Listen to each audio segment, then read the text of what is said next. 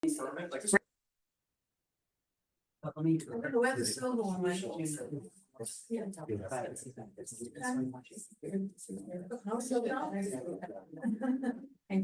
All right, let's, the clock in this room is a bit behind, it looks like, but online we're saying 7 o'clock, so we started recording. So, oh gosh, in a way, got what to do. It is 7 o'clock, so it's been. Let's start the meeting. Please rise as you're able for the flag salute. I pledge allegiance to the flag of the United States of America, to the republic for which it stands, one nation, under God, indivisible, with liberty and justice for all. Thank you. This will put all flag, roll call first. Okay, ma'am? Okay. This meeting, thank you, is called pursuant to the provisions of the Open Public Meetings Act. Both adequate and electronic notice of this meeting has been provided by way of publication in the Huntston County Democrat and Courier News newspapers on or about February 1st, 2024 and January 30th, 2024. In addition, notice of the meeting was posted at the Borough of Flemington Municipal Building located at 38 Park Avenue and any handicapped accessible entrances thereto. Posted on the municipal website, provided to the municipal clerk and distributed to all persons, if any, requesting copies of the same. This meeting is being recorded with both audio and video and may be rebroadcast. This meeting is a judicial proceeding. Any questions or comments must be limited to the issues that are relevant to what the board may legally consider in reaching a decision, and decorum appropriate to a judicial hearing must be maintained at all times. All right, can we have the roll call, please, Irene? Mayor Carroll here. I was trying to promote Adrian. She's in the attendees, but I don't know if she can back to her. Mr. Campion is excused. Ms. Giffen, Here. Mr. Hill, Here. Mr. Dashna, Here. Mr. Cook, Here. Ms. Weitzman, Here. Mr. Semino is excused. Ms. Swingle here, Mr. Eckel, Here. Mr. Show, Here. Ms. Kaczynski, Here. Mr. Galena, Mr. Clerico is excused. Mr. Hill, Mr. Ian Hill, excuse me. The other bill. Yeah, I'm here. Ms. McManus here, and Mr. Chapman is excused. And Ms. Pizarro are has joined publicly. Is she here, Eileen, or no? She is, she was just promoted. I am here. There I'm we here. go. There she Thank is. you. Sorry, guys. We got you in the end, that's good. All right, item 1 on the agenda is public comments. This is for items specifically not addressed on the agenda in front of us right now. Is there anybody online or in person who wants to make any comment? Okay, seeing none, we'll move on to item 2, mayor comments. I just wanted to let the planning board know that Shade Tree Commission and the Environmental Commission had a joint meeting for I think the first time ever.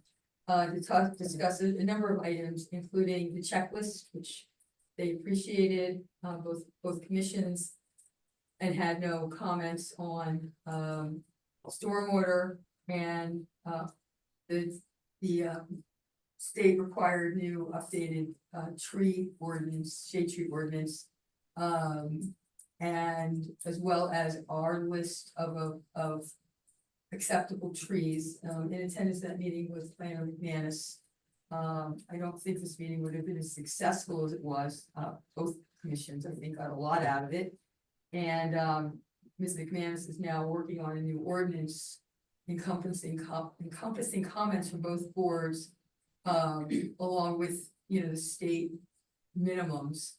And I know that the Shade Tree Commission has already appointed a subcommittee to look at trees, what would be acceptable on a new list and getting rid of, non-native or non-good quality shade trees like the old pear, all over Raritan Township in 30-year-old subdivisions. And the Environmental Commission has not appointed a subcommittee yet, but I'm sure they will as soon as Beth is ready to roll. So she's working on that. we'll get comments from both commissions and then have it reviewed by, municipal attorney and. I don't know where it's gonna originate, Beth, either this board or the council, but it's by the council, because it's all coming through. From from those individual Commissions. commissions that are not on the planning. board. Right, That might make right. sense. Yeah.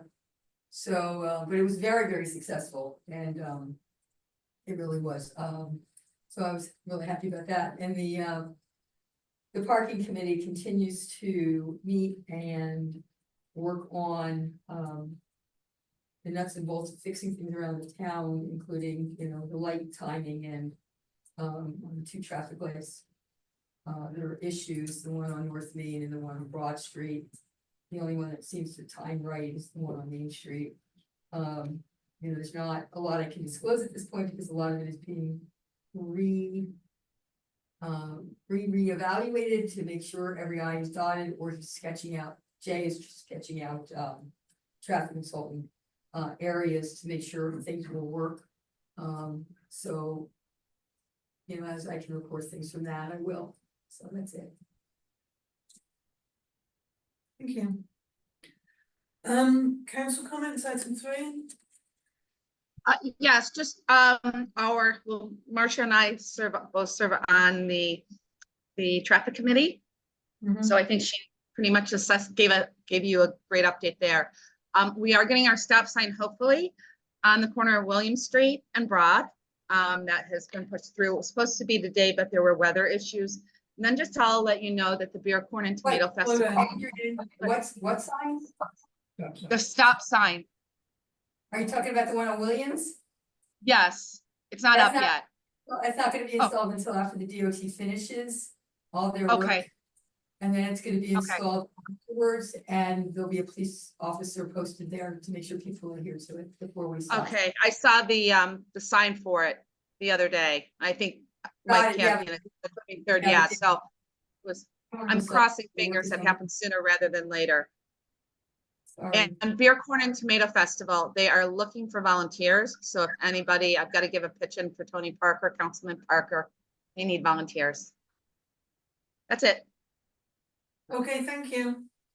Item 4, HPC comments, Dennis.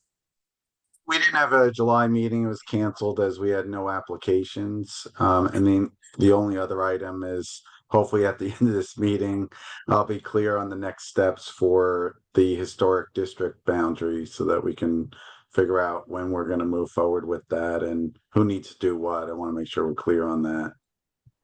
That's Yeah. it for me. It's not on the agenda, we definitely need to either talk about that, maybe Beth and professional report, we can do that in a minute. Okay, yeah, I'm gonna do that just now. Thanks, Dennis.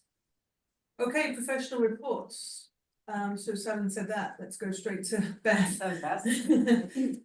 Sure. So, my professional report, I'm gonna say, really only addresses the historic district.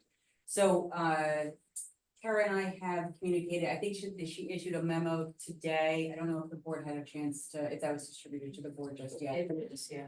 But it seems, and I don't want to speak for Kara, I think she's still on the line. But it seems like we're starting to get a process in order where there'll be a joint planning board and HPC meeting to do the public hearing. She's sorted out the notice issues as well and confirmed that those properties in the extended district are required to be provided public notice.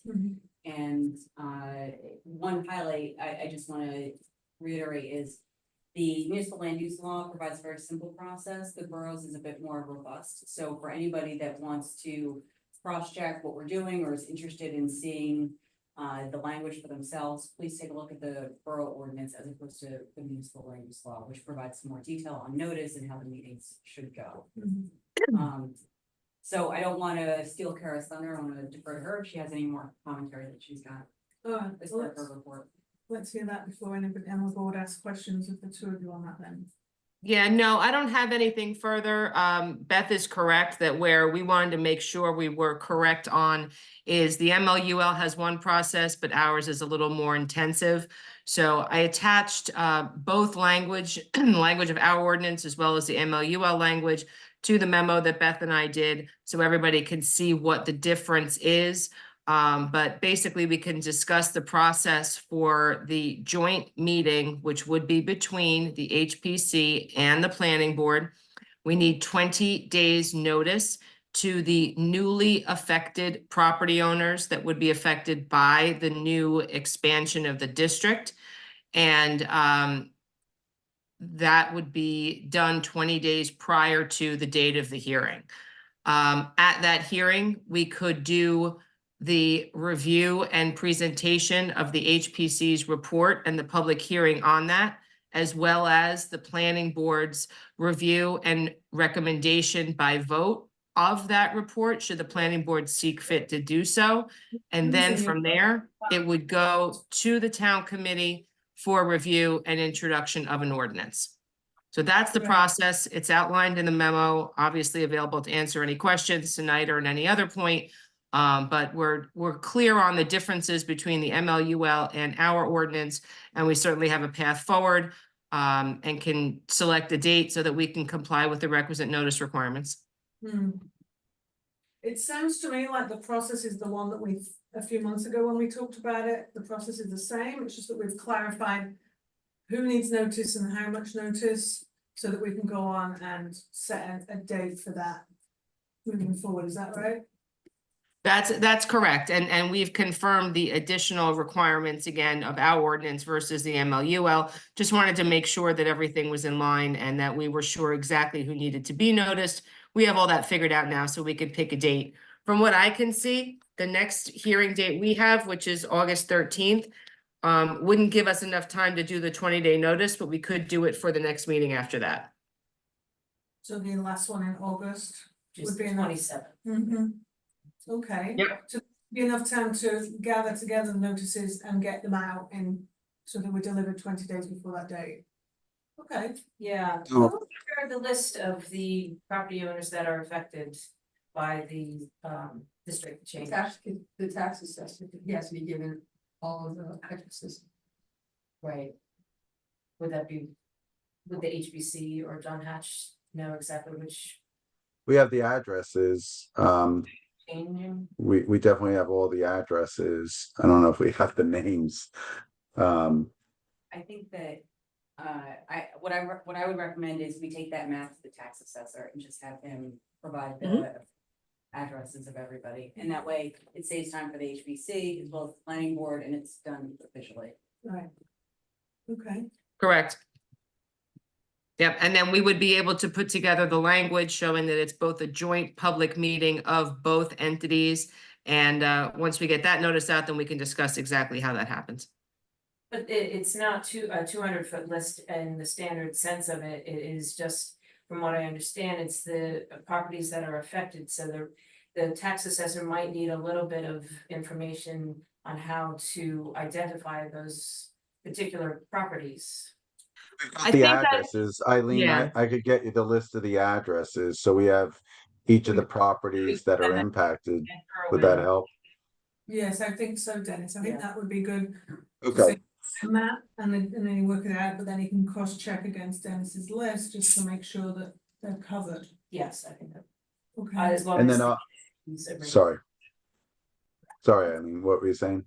As long as the attorneys agree, it's just my 2 cents too. It's just a different kind of list you're saying, so it's not like a step Yeah. away from to pull it. It's out. not a traditional 200-foot list from the Okay. property that is, you know, Yeah. in a typical public hearing. Right. Mm. And now, Cara, is it just the new addresses affected or is it all of them? It's the new addresses affected. And again, that was a little bit of confusion as well, because when you're dealing with a change in the boundaries of a zoning district, you have to do everybody. Whereas with this, it's just the people, the new people that are within the existing, the changes to the district. So that's good. That's a shorter list. We should be able to. Correct, correct. And obviously it makes sense. There's no need to notify everyone that already knows they're in the district. We're just notifying the new people that are going to be there. Right. Okay, There was also another question regarding recusals of people within 200 feet. I'm not finding anything that requires the recusal of anyone within or within 200 feet of the new boundary, so that is not an issue either. Of course, if, as usual, if anybody feels that they have, any concern with participating, then they should themselves recuse, but there's no mandatory recusal required. Okay, thanks for checking on that, appreciate that. So, those that need to be involved in this process know what needs to be done, we can move towards getting that. Dennis, I guess if you can also liaise with the HPC. Yeah, I'll make sure that we have a quorum for the 27th of August. Okay, And then does the HPC present in the joint meeting? Is that how the flow should go? Okay. Got it. Yes. yeah. Yes. it's like Okay. the report that you're presenting, right, Cara? It's their report. Yes, they're presenting the report to the board. The board is then going to review and make a recommendation with regard to that report. That will then go to the committee. Now, the only question that we would need to know, and the board can either, discuss this at the next meeting, or just so I know and I have an idea in mind. The board has to prepare its recommendation to the committee within 60 days of when it's presented with the report by the HPC. Certainly, if you're prepared to do so, and we've seen this report a number of times, I can have something ready for the board to act on that night, if the board sees fit. If not, you have 60 days from that date that it's presented, which would be August 27th, to make your recommendation back to the committee, back to the council. I would like to see if you can have that ready. I think, like you say, we've seen the report enough, we know what's coming, it's no big surprise, we could have that ready. The board to ensure that people are gonna be here and on vacation. That's a good point. I asked about the HPC. What about our regular board? Is everybody going to be available on that day, or do we have a quorum available that day? Anybody traveling? Or is it too close to school to travel at that point? School's almost starting, right? It might have to be remote but I thought I'll be able to. Okay, thank you. Anybody who's currently online, are you all available? We'll have to check with Brian, I guess, and Mr. Campion. We'll check with them. Okay, so we should have a quorum to be able to complete it. Thanks for the catch. And then what I'll do, everyone, is I'll have it prepared, and obviously you could use it or not use it. So that way you've got both options, and if we need to make any changes on the record to what I prepared based upon what happens during the public hearing, we could certainly do that as well. Yeah, I think that sounds like a plan, Cara, thank you. And one more item I just want to add, I think, and Kara, if you disagree, but I think at this hearing, we should be addressing the historic district as well as the amended historic preservation plan elements. I think that if, as long as Kara doesn't disagree, I think that can be noticed and both actions could be reviewed and taken by the planning board that night. Right, okay. Yeah, there's no Would it- need to do it twice if we don't need to. Yeah, What, I missed the second part, I'm sorry. What was that? I was just saying, in addition to simply expanding the district boundaries, the borough or the planning board should also hold the public hearing on the amendment to the historic preservation plan element of the master plan that was done. Oh, I got it. That boundary. Thank you. Right, well, Yes. it is the rationale. gives the whole reason, Yeah. yeah, seems logical Yeah. to do that. All right, great, so we've got a plan to go forward to aim for that date, we'll put that on the agenda for that date then, please, Ally. Perfect. Professional reports, do you have anything else then? The tree ordinance is underway, and historic preservation stuff, I think that's all I can report on right now. Do you have any idea when you're gonna have a draft ordinance? I would say I probably need at least another week to get that done. Oh, okay. Yeah. That's fine, I thought you were gonna tell me months. So. Oh, no, not. That's a good number. A week is great. It's good. All right, and then, so that's all from you, Ben. Cara, do you have a report? I know, as you said, you had. Yeah, I would like to go into executive session briefly to discuss the potential litigation issues involving the living wall. But other than that, I don't have anything else, and we could address that at the end of the meeting. That at the end, that's okay. The oxymoron, living wall. You're absolutely correct, Mayor. Oh, gosh. Yeah. Alternative, though, does not sound so good. Mr. Billing, is your in person, do you have a report or do you want to give to us? No, just giving you the option. Mr. Hill online, do you have anything? All right, nothing from engineering to report now. Okay, great, thank you very much. Okay, then we'll move on to item 6, which is approval of the minutes from the June 25, 2024 regular meeting. And those were distributed. Are there any comments from anybody on those? Any amendments or comments we have to make? Motion to approve? Thank you. Thank you.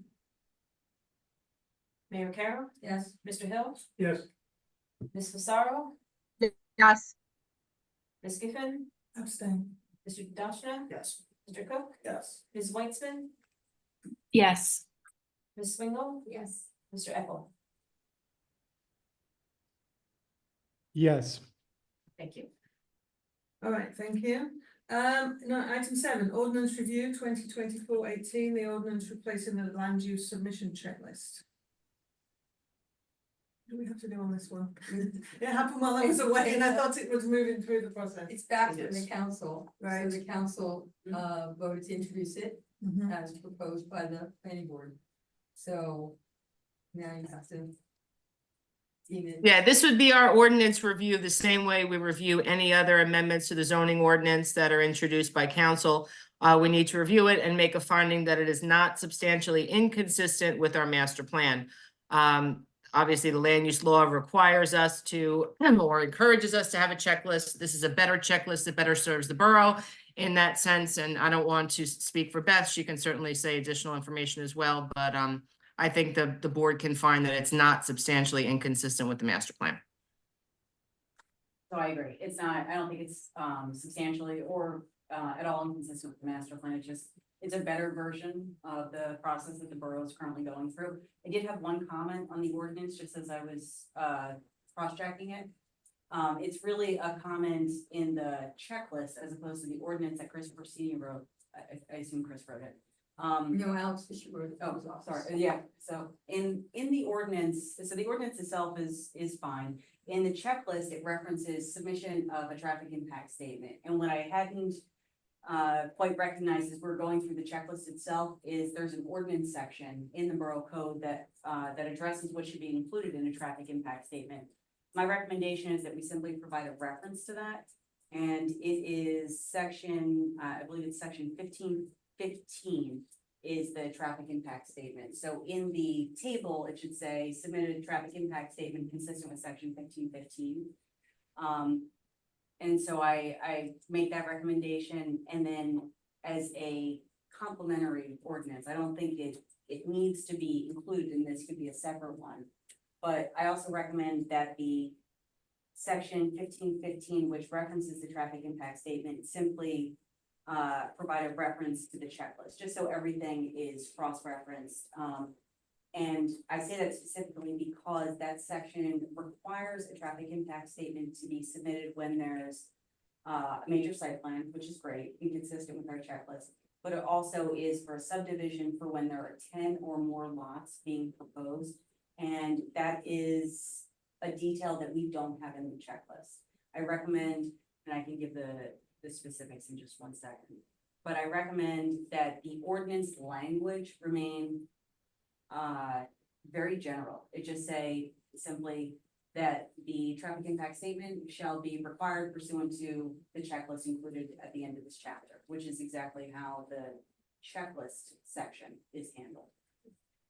Wouldn't we be covered on that anyway, even though we didn't mark a check on that this checklist is meant to be a guide and we can add for any application, we could say, this one triggers for, as per our ordinance, a traffic impact statement, so we require it, even though it's not written on this checklist, is that right? You know, you might be able to, but I think there's benefit in clarity and not having potential conflicting information that needs to go through an interpretation. Because we require pursuant to the table that was just completed, the checklist.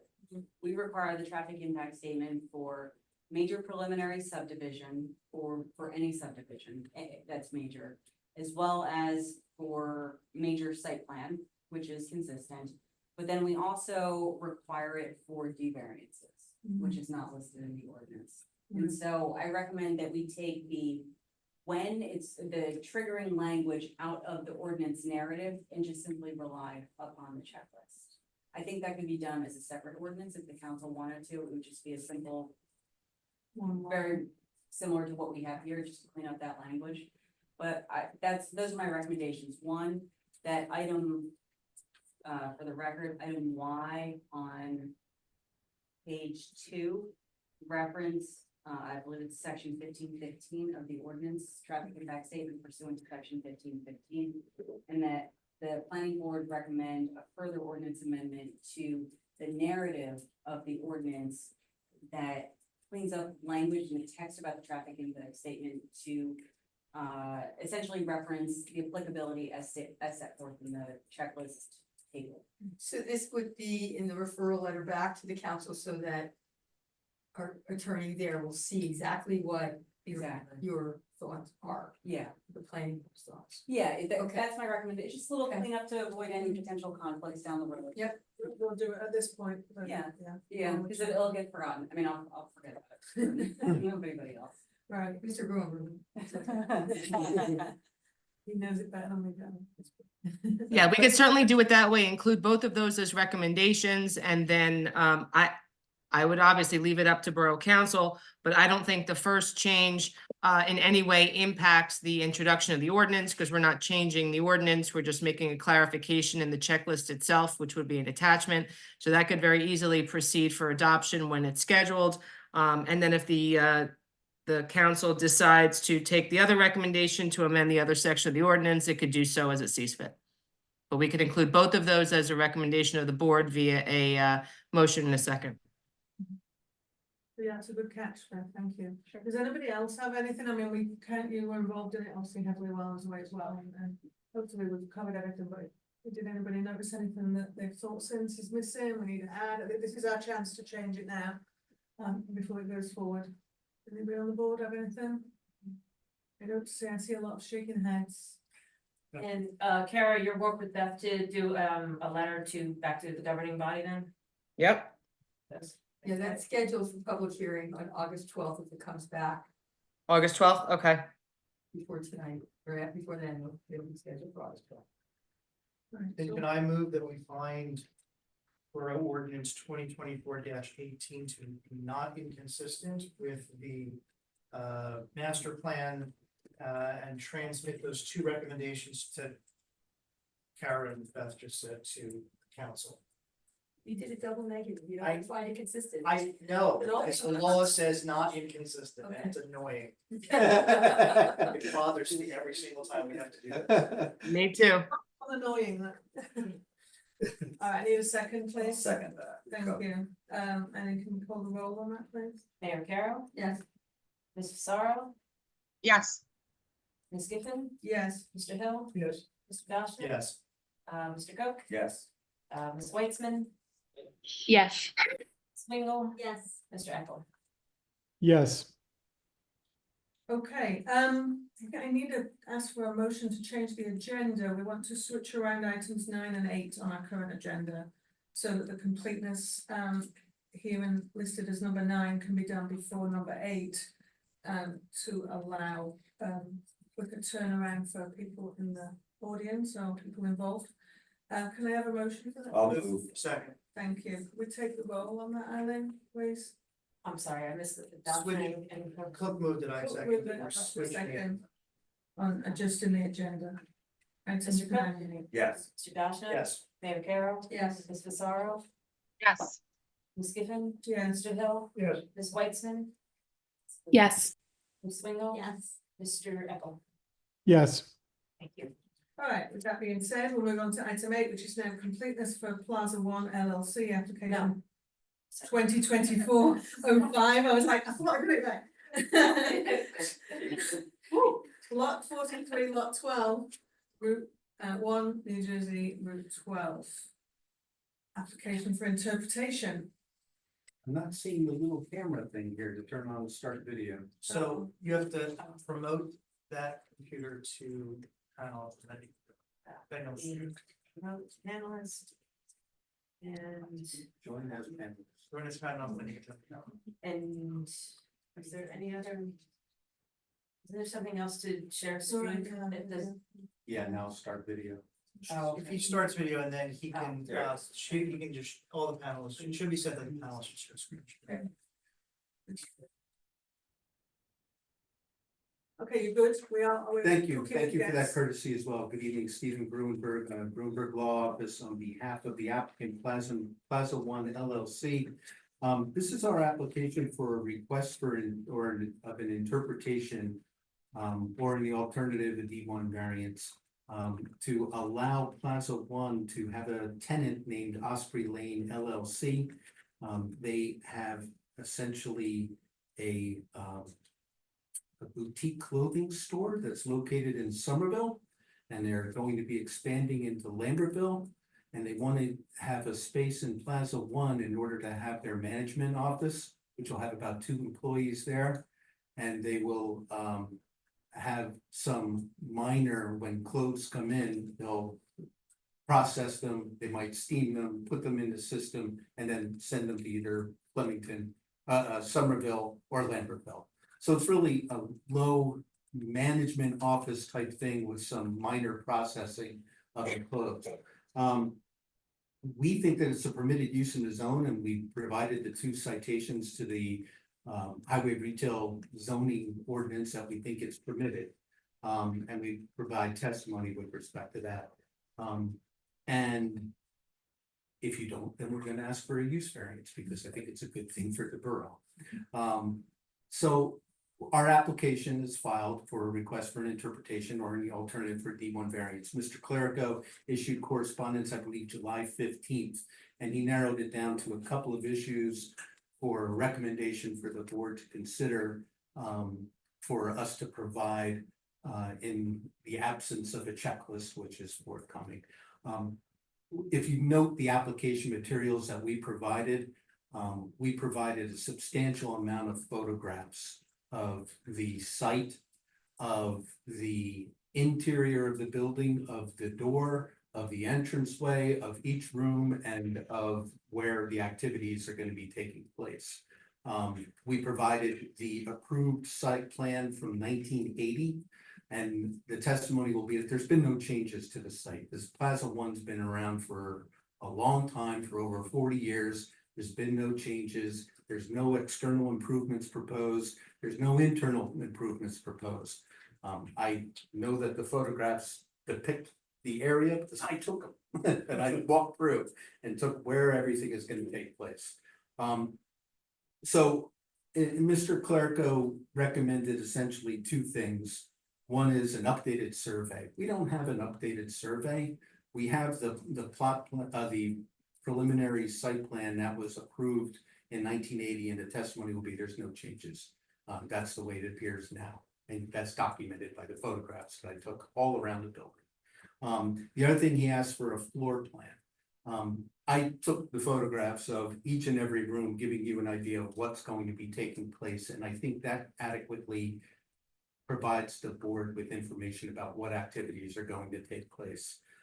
The other issues we've addressed by way of the zoning chart, or provided the zoning ordinance and the zoning map and the certification of the payment of the taxes and the utilities, which took us a while to get. So we're asking, in the absence of your checklist, we provided a lot of information for you to be able to weigh this application. We'd like to be scheduled for a hearing, and that's about it. Happy to entertain any questions. Are they, when I looked at the pictures, it almost looked like there was a little bit of construction going on maybe, but is there gonna be construction down there? No, if there was construction, it was painting. I don't Okay, even think they're changing walls or anything. so they don't have a floor plan? I talked to Tom today, quite honestly, No. and he just asked if he had a floor plan for, that's attached to a lease or something like that. And we don't have one in that configuration because previously that space was part of a larger space for, I think, the Republican committee. And then it got severed off sometime in the past, something like that. It was part of another space. So we don't have a floor plan of that present floor plan, but I did take the picture, sort of showing you essentially what the floor plan is. If you need a sketch of a floor plan, I'd like to be deemed complete and try to get something to you in advance of the meeting or at the time of the meeting where we can present that. But this tenant is really needs to get into that space as soon as possible in order to get, we don't want to lose this tenant. I would like your tenant to be a tenant in Flemington Borough with clothing, so. Well, maybe that'll work out in the middle, but this won't be, honestly, just to let you know, it's not a retail store. Okay, does anybody have any questions for this witness? The applicant? No? They're quiet? Okay. I have no problem moving that it's complete conditioned upon getting a sketch of, just a sketch, doesn't have to be by an architect, of the layout of the space, prior to, you know, the Friday before the hearing. I'll second that. Okay. And we call the roll on that, I think. Mayor Carroll? Yes. Mr. Hill? Yes. Ms. Fasaro? Yes. Actually, one question, Kara, well, actually, John, if, this is the interpretation and in the alternative, a D1 use variance, would the mayor and council be, For D variance, yes, the class one and class, I believe class one and class two members have to recuse themselves if it goes to a D variance. We're gonna ask for the interpretation first, and then if that is so for denied, completeness?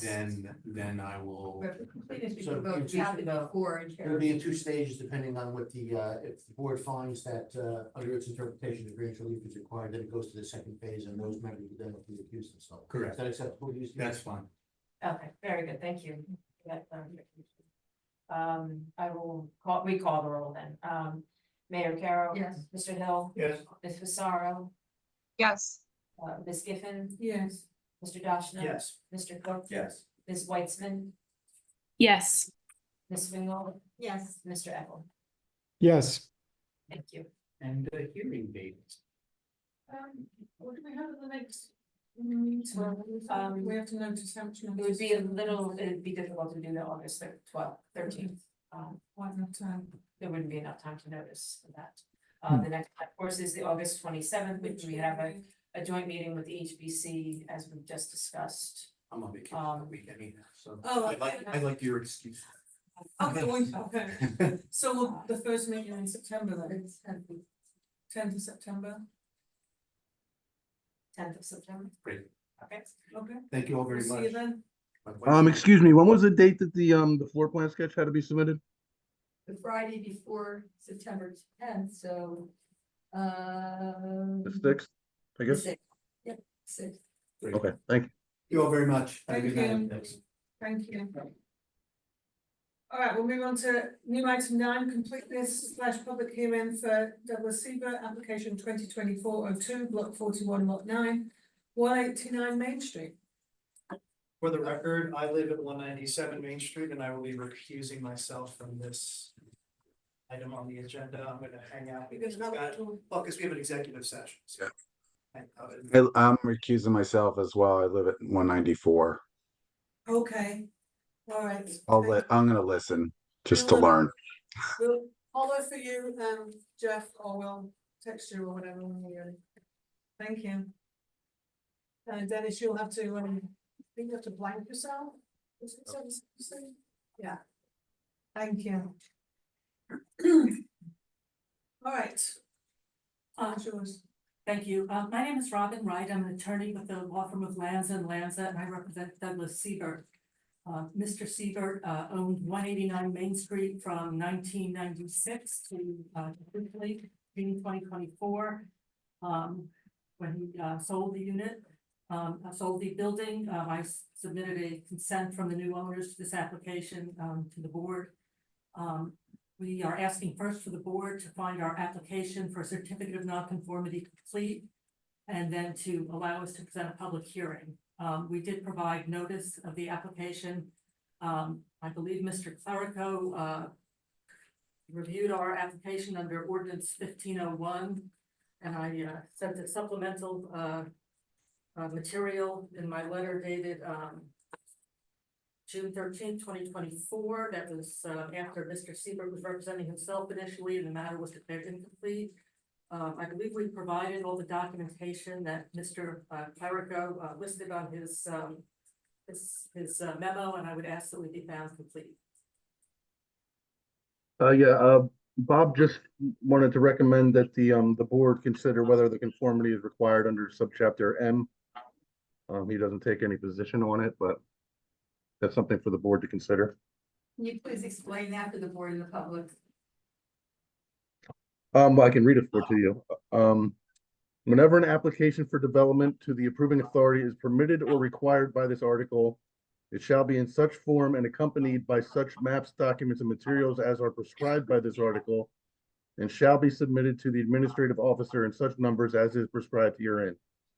No development or variance application shall be deemed complete for submittal unless it conforms to the form, content, and data requirements of this article and any other applicable provisions of this ordinance.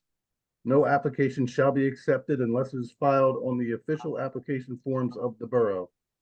The standards for submission contained in this article shall be considered the minimum requirements for the promotion of the public health, safety, and general welfare. So, So they didn't submit it that way, in that form? I would say it has. Everything's been addressed that was in his previous checklist, well, his review. So I have no concerns with deeming it complete. So the word shall is used. Was shall obey. Did they? Yes. They did. Yes. Okay. It's a little confusing, I think, in the clarification, yeah.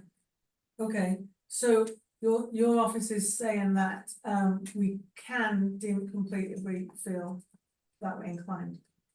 Correct. Okay, thank you. Does anybody else have any comments on the whether to deem it complete, anything that's missing, anything we want to see? Seeing nothing, then I guess I need a motion to deem the application complete. So moved.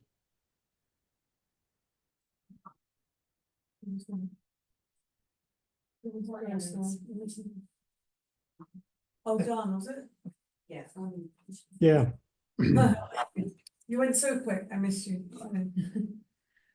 All right, then we call the roll on that. Mr. Eckel?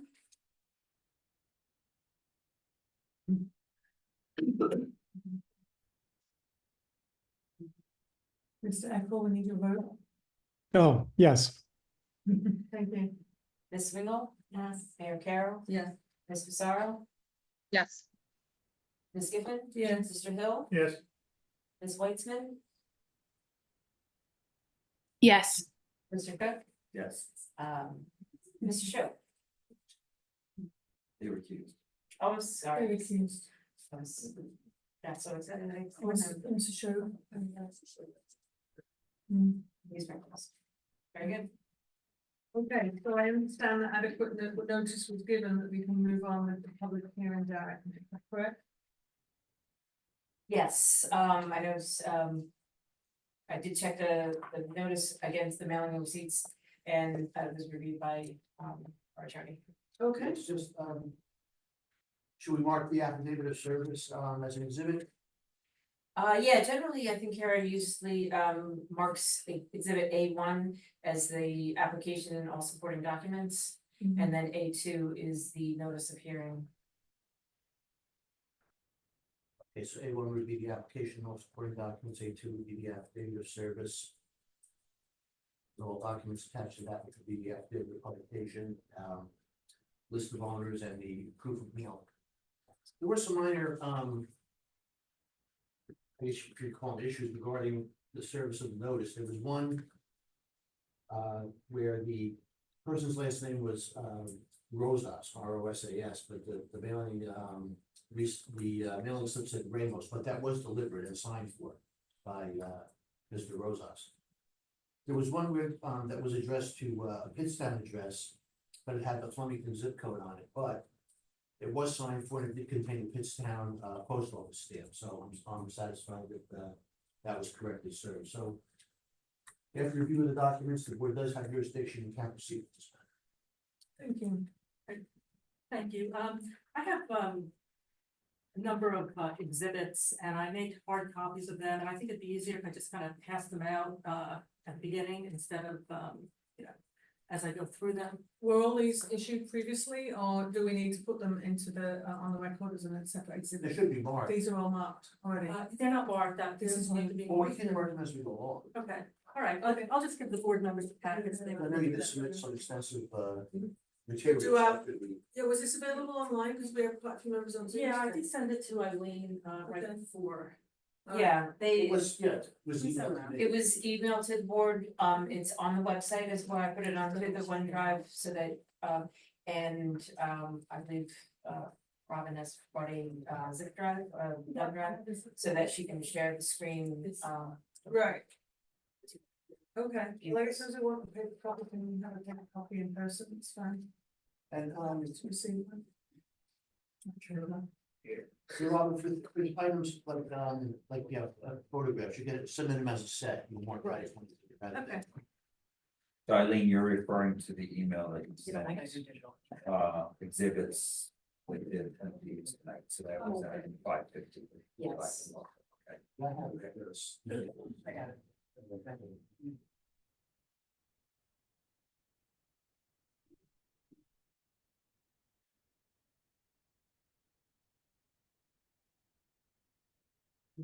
No, that's. Thank you. I'm gonna get stuff, the thumb drive there. So that,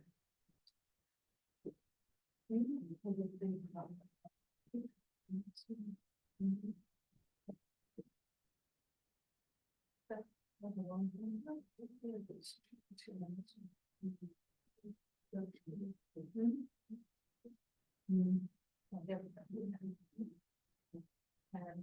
I did share some. yeah, I think you have to go to, to the directory.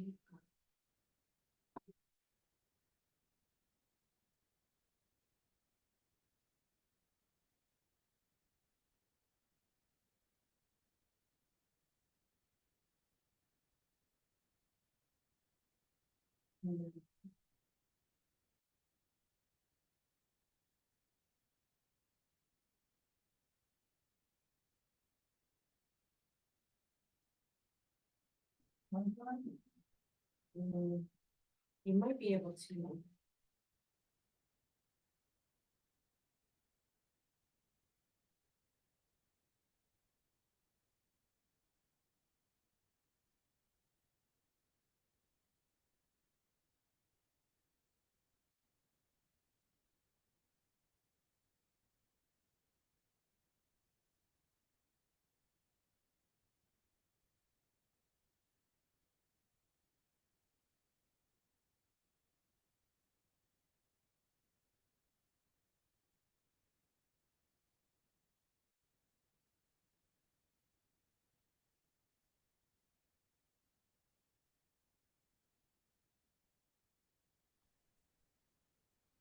Is your camera off?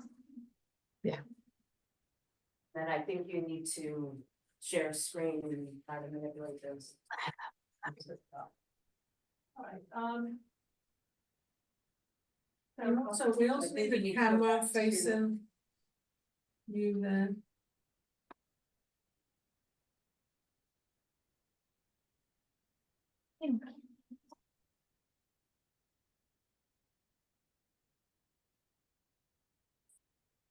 It says host disabled participant sharing screen. Yeah, and section. And then I'd like to go back to, you did it, said it's. Tell me. You can share. Do you have popcorn and ice cream? Yeah. It's a movie day. It's okay. No, that's fine. Fine.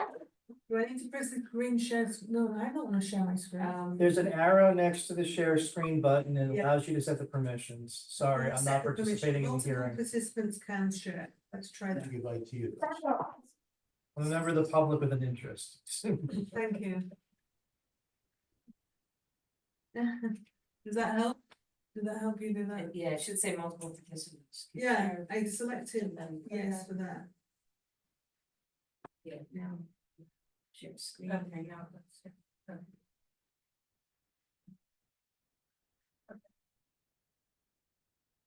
Okay.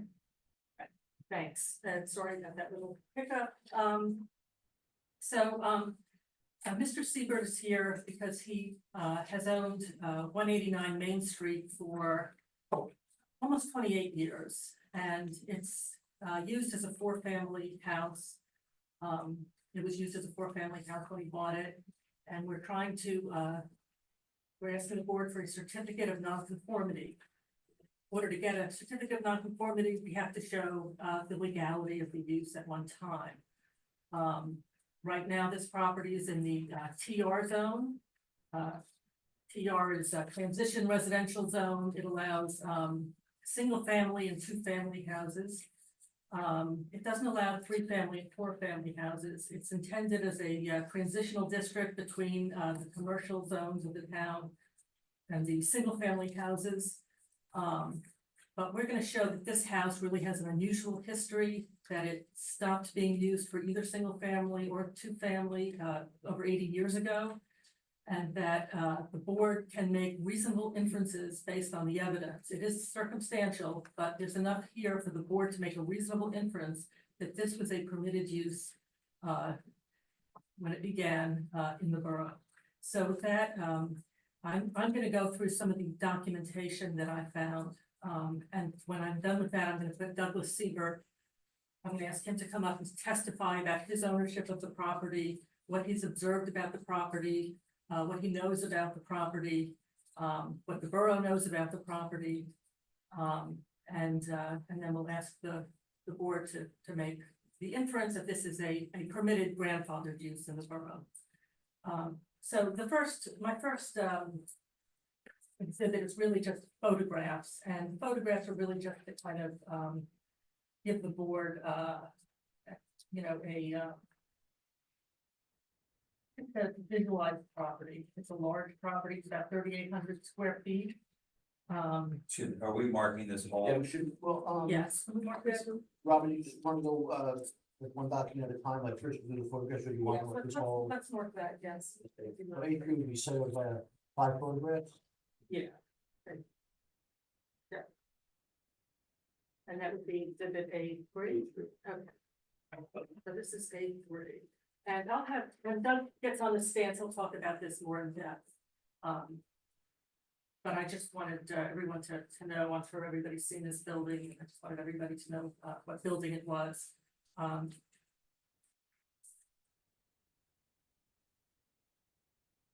The second document that I have is a zoning ordinance, ordinance 2-179. And I'm going to ask that that be marked as exhibit A4. And this is an ordinance that I found for an open request, and I'm introducing it because it has language in it that says, and I'm going to read the language. A use, building, or structure existing on October 16th, 1972, or of an amendment thereto, although such use does not conform to the provisions thereof, may be continued, except as otherwise provided in this section.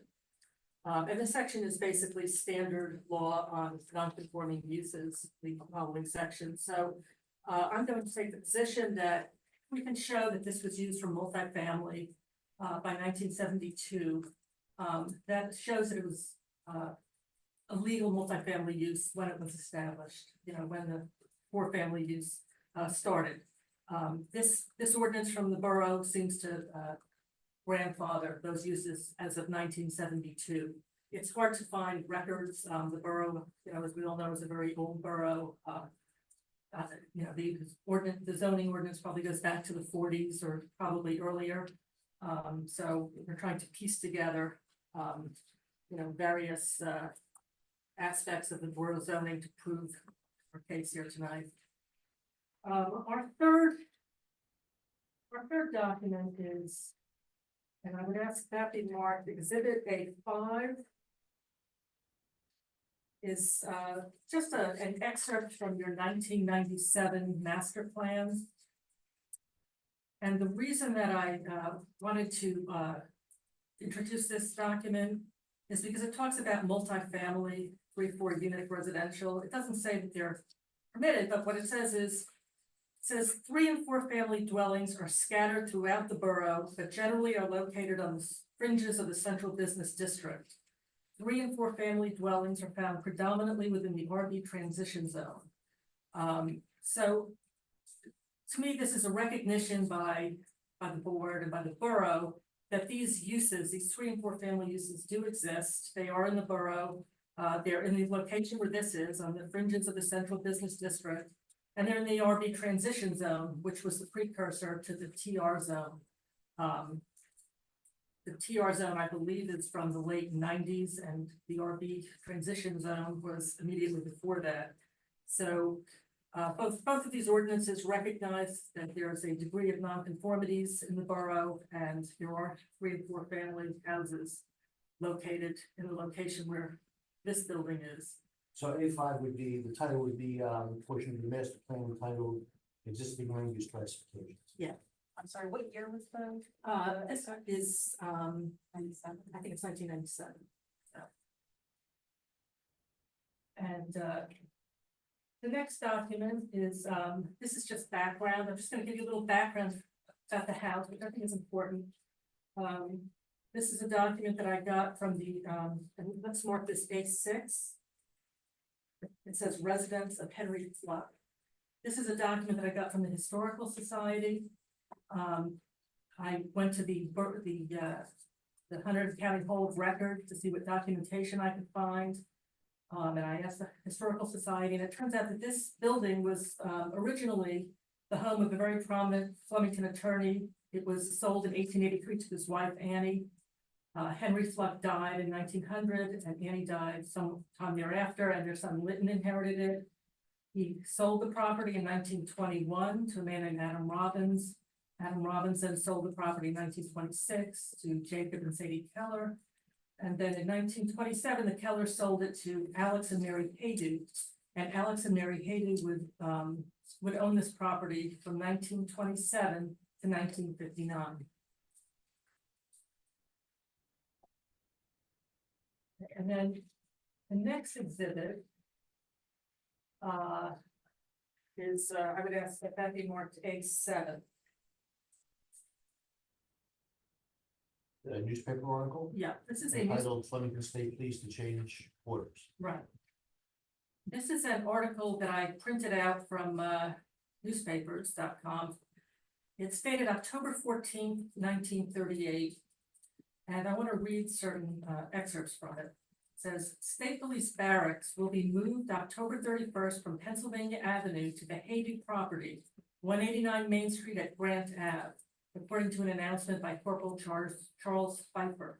Owner of the present site, Mrs. Margaret Holcomb, wishes to restore the house to a private dwelling, meaning her own house.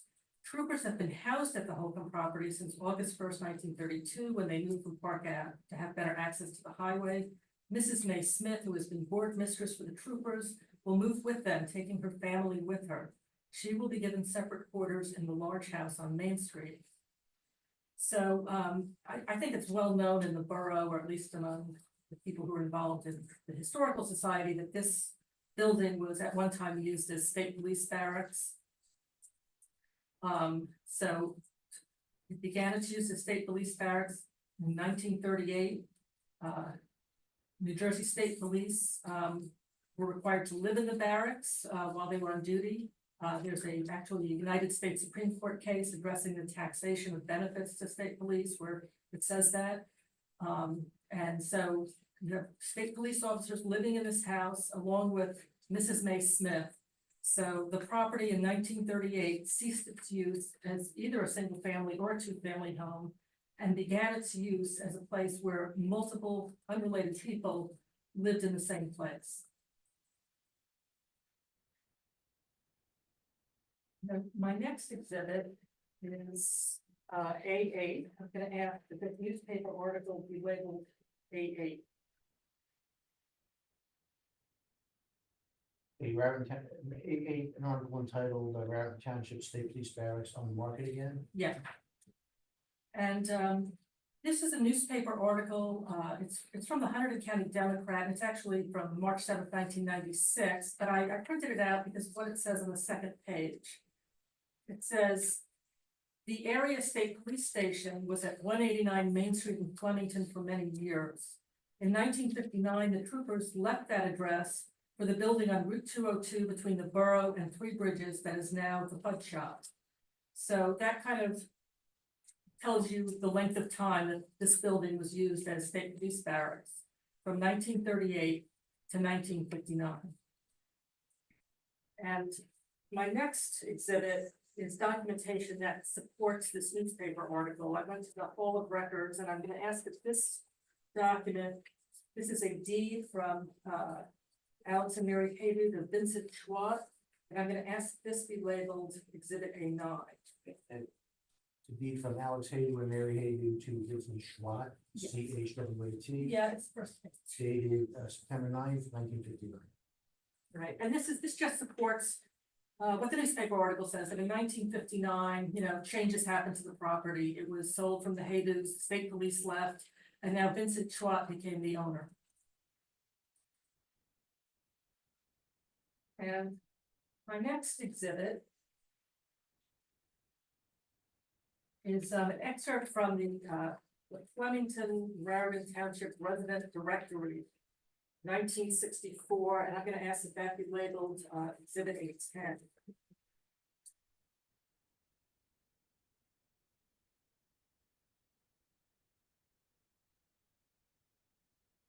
And so I was trying to, find information about how the property was used when Mr. Trott owned it. The borough, I did sort of open requests on the borough, but there really wasn't a lot of documentation that I could get. The tax assessor records, the, building records really didn't go back that far. So I went to the library and tried to see what information was available. In 1964, if you go to the second page of this document, you see Vincent Schwat is living at the residence along with Steve Simoncic and Steve Pavelko Jr. So you have three individuals living at that, at that residence at that time. And then if you go to the third page, that's an obituary for Mrs. Simoncic, who lived at 189 Main. Her husband Stephen was her sole survivor. So this was a family. It wasn't just Vincent Schwab with a couple of roommates. There were, looked like three families living at this unit in 1964. So it's continuing its use for multifamily.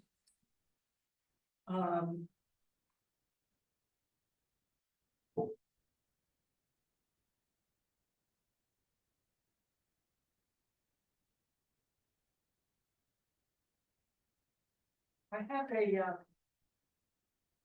have excerpts from newspaper articles showing various people who lived at this property. I don't think it's on the line, but I'm gonna just describe to you these documents, and has to have an exhibit, marked as exhibit. The A11, just series of newspaper articles. Yeah, and it's just to show you various unrelated people living at this house in the 1960s. So the first one is May 1st, 1965. It refers to Edward Felter, 189 Main Street. This is about the same time that those other three people were living there, 1964. 1966, January 14th, you have Ambrose Reddington of 189 Main Street. And again in March 1966, you have George Brady at 189 Main Street. Next one, you have William Thomas of 189 Main Street. That's an article August 1st, 1969. January 8th, 1970, you have Mrs. Gorboski, who lives at 189 Main Street. And the last one is 1971, April 30th, 1971. It refers to Albert Chiesa, 189 Main Street. So what these show is that, this is not a single family house or even a two-family house. There's a bunch of unrelated families, unrelated people living at that location. The use of the four families is grandfathered as of 1972. 1971, you have Mr. Chiesa. And then my next exhibit, I'm going to mark that as 812. This is Flemington Telephone Directory from March 1972. And the second page, shows, first of all, 782 is the exchange for Flemington. And, Vincent Schwat, this name should be circled on, off to the right, if you can see it. It shows Vincent Schwat living at this location, 189 Main Street, with his phone number, so he's been living there, this is his home. And then the next page of the telephone directory, I don't know if you can see where I've circled it, but it shows a man named Victor Ferrara, 189 Main Street, with a different phone number, 782-0806. And then the page after that, it's up in the, yeah, and that's Warren Garland, 189 Main Street, 782-6358. So in 1972, which is right before that grandfathering date, you have, from the telephone directory, you have 3 people with 3 different phone numbers living in this location. And just a year before, 1971, you have the obituary of Albert Chiesa. So it's possible that, you know, that the 4th unit wasn't rented yet, or that whoever got in there didn't make the phone book at that time. But this is more evidence that I think will support the inference of the 4-family use of this house. And then my last document before I ask Mr. Siebert to speak is this, and A12. A12 is a deed. I think we're at 13. Oh, just say 13, okay. A13.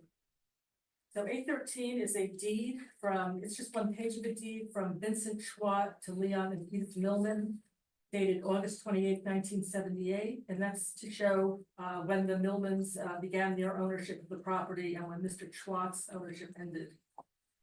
And with that, because Mr. Siebert is the person who bought this property from the Millmans, I'm going to ask him to come up and see. And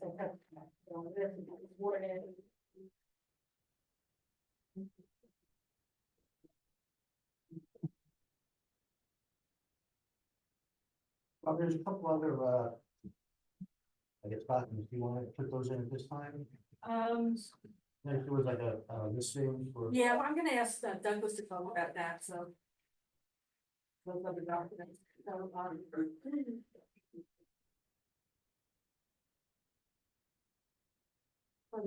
Douglas, do you guys sworn in to testify? No, that's.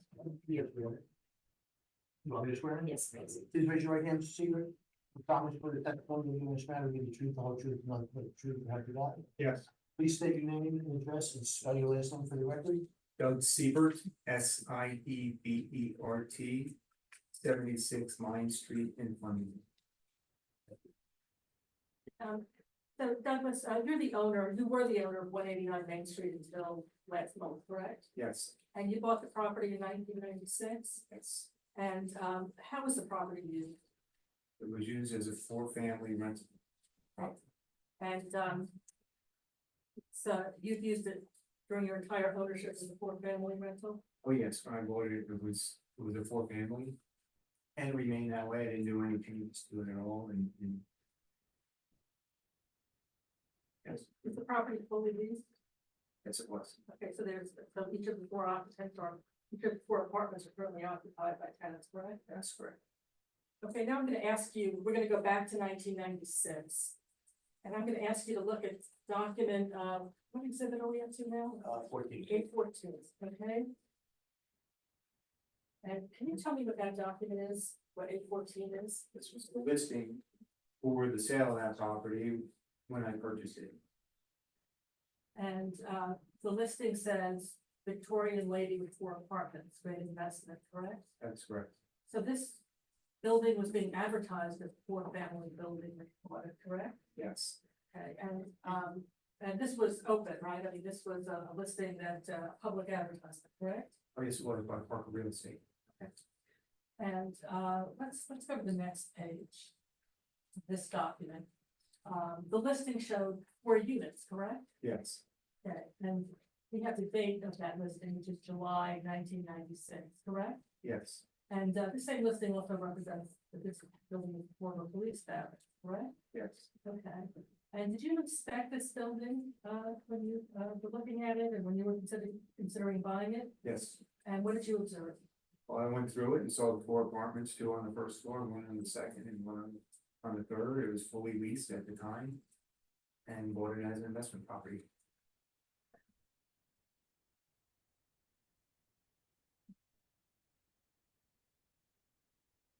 And I wanna show you a document, I guess we're up to A15, and this is A15 is, Department of Community Affairs Certificate of Registration, correct?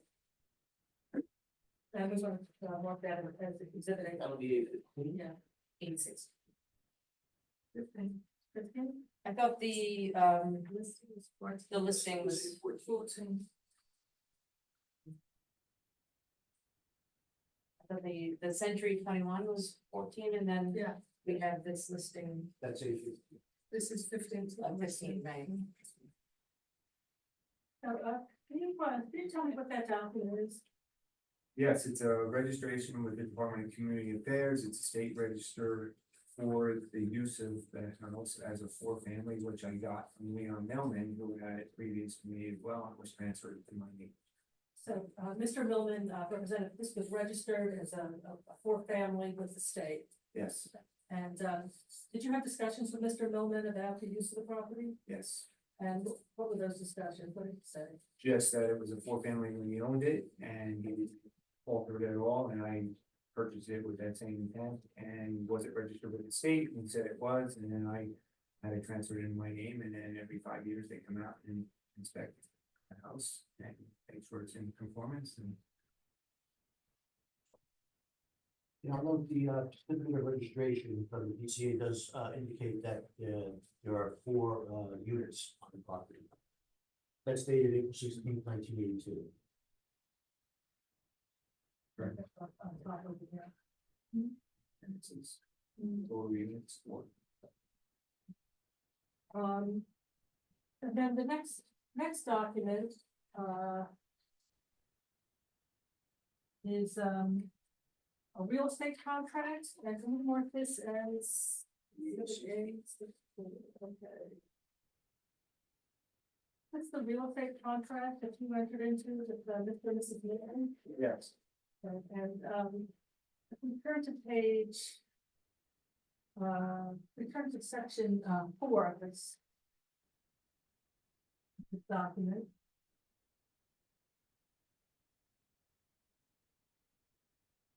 There's a list of tenants, correct?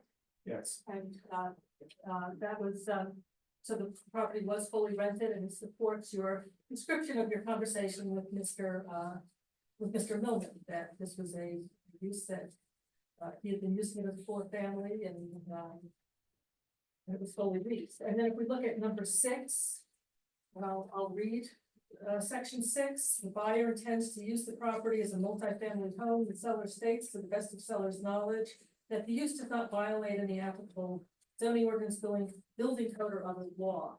So that also, is consistent with your understanding, your discussions with Mr. Millman, that this was a 4-family use when you bought it, and it was a legitimate use of the property, correct? yeah, it inferred it was a 4-family house, and that's why I purchased it. And the 4 renters are on there with their rents, but they're getting a bit high. And from the time that you've owned this property, you've registered at the DCA as well, correct? Yes, it's a diverse. Okay, I'm gonna provide you with exhibit. What I'd ask to be marked as exhibit A17, which is a,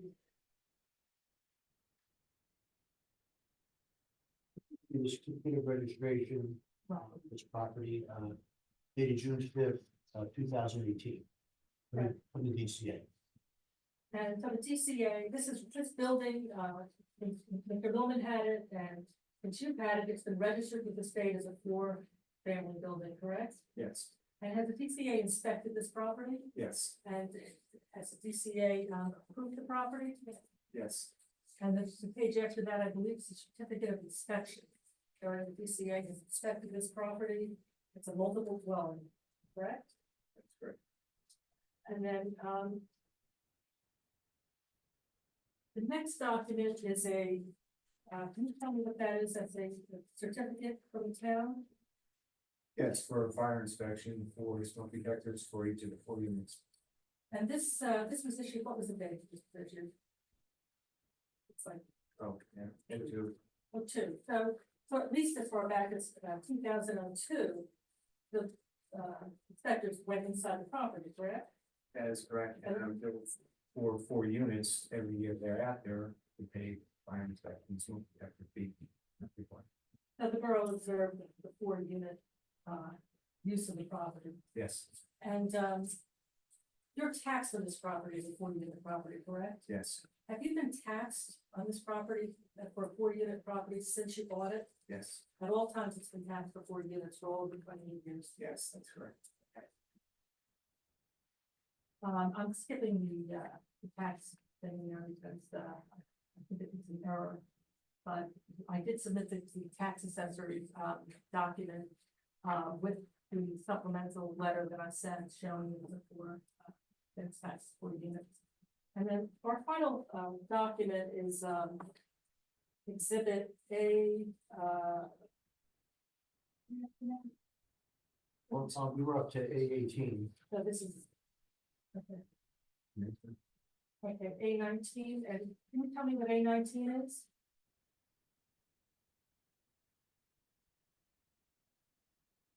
It's for sewer, sorry, And you're billed for 4 separate units, correct? that is correct. And have you been billed for 4 separate units since you bought the property? Yes, I have. And then I'm gonna go back to the first exhibit. So I'm going all the way back to exhibit.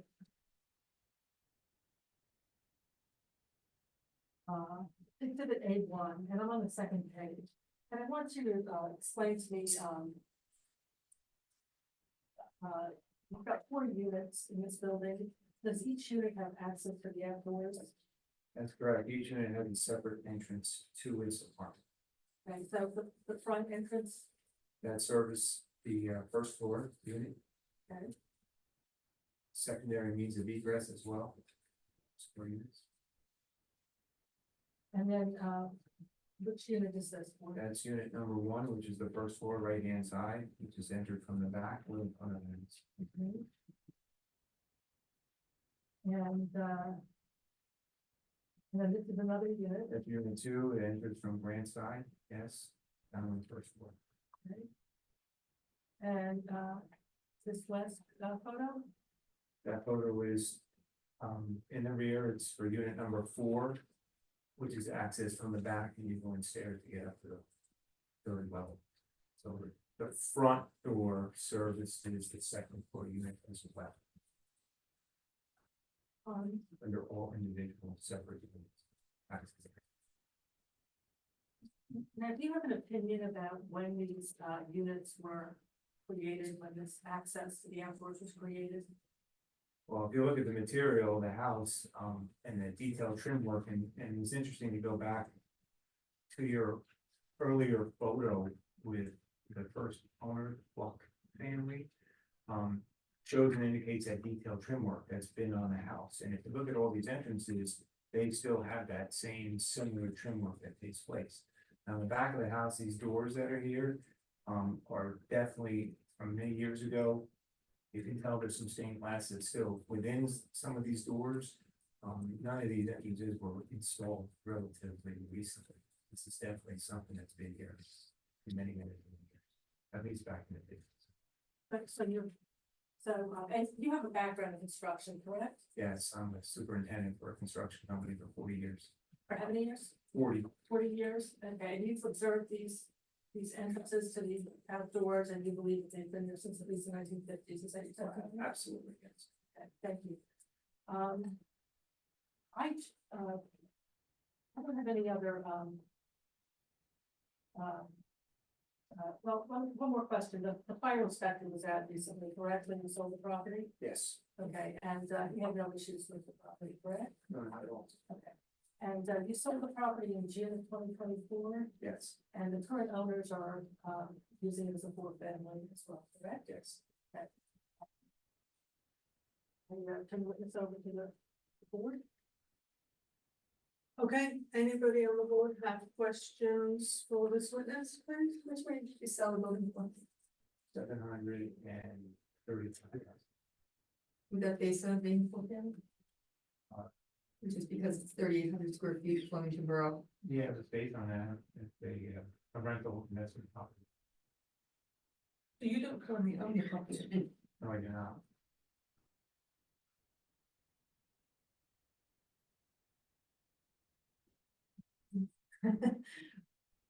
Why do we need this certificate? If he doesn't own the property, should the owner be asking for this certificate? or And what's the well, there situation? should be an agreement that, that he was going to get it. It could have been, was that what was agreed to? It basically states anyone with an interest can apply. Yeah, Douglas filed the application when he was the owner of the property. And there was an understanding with the purchasers that he would follow through with this application. And we did give your consent to the application, which we consent to the borough. And so he's following through, and frankly, as somebody who owned the property for as long as he had, he's in a better position to come to the board and explain the background of the property. Well, the next thing was a continuation. He filed the application before he sold. There was an agreement that he would pursue the application and get the certificate of non-conformity. Can we get the rest of the board back up? Yeah, can you She stop she sharing? stopped sharing her Stop screen. sharing. Thanks, then we can see that face. So I have a question. Mhm. So, Mr. Sievers, to the best of your recollection, for the past 28 years, this property was used as a four-family. Yeah. So you can absolutely testify to that because you owned it. And to the best of your knowledge, based on some of the documents we've seen here tonight, it appears that this property has been used either as a 2, 3, or 4 family since 1971. I can't find, I mean, I'm just trying to think I'm trying to connect the dots. I think that that telephone directory shows A 3. three, and I think that from the obituary of Albert Chiesa the year before, you can infer that there were 4 people in there. And Mr. Siebert's testimony is that there are separate entrances to the outdoors. And that's looks like it has existed for decades, going back to the 50s. And the current ordinance, Beth, Mr. says this area, The TR district transition residential, so it's 1 or 2 families. and when was that put in place? I don't have the exact date, but I think it was in place as of the 2010 master plan, and it seems in the 1997 master plan, which was submitted as, I'm sorry, I forget the exhibit number, but that references a different zone district in here. Or I'm sorry, that's the use. So I guess, I'm sorry.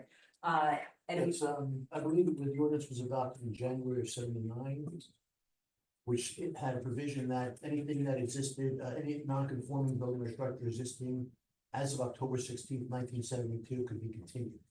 yes, but I don't know when exactly the district, I can't verify based on the documents I have, and I've also reached out to the borough for some of this old zoning information. I can't verify the date in which the TR district began and what might have predated, much less what zoning would have been, what that zone district would have permitted prior to the TR.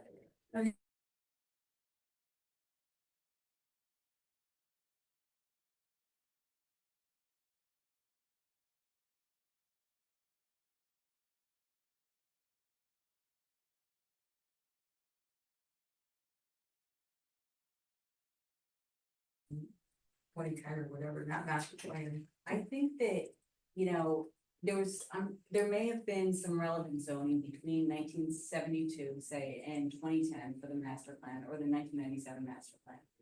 But in the absence of it, what they've provided is the ordinance that states generally that uses in existence as of October 1972 are legalized.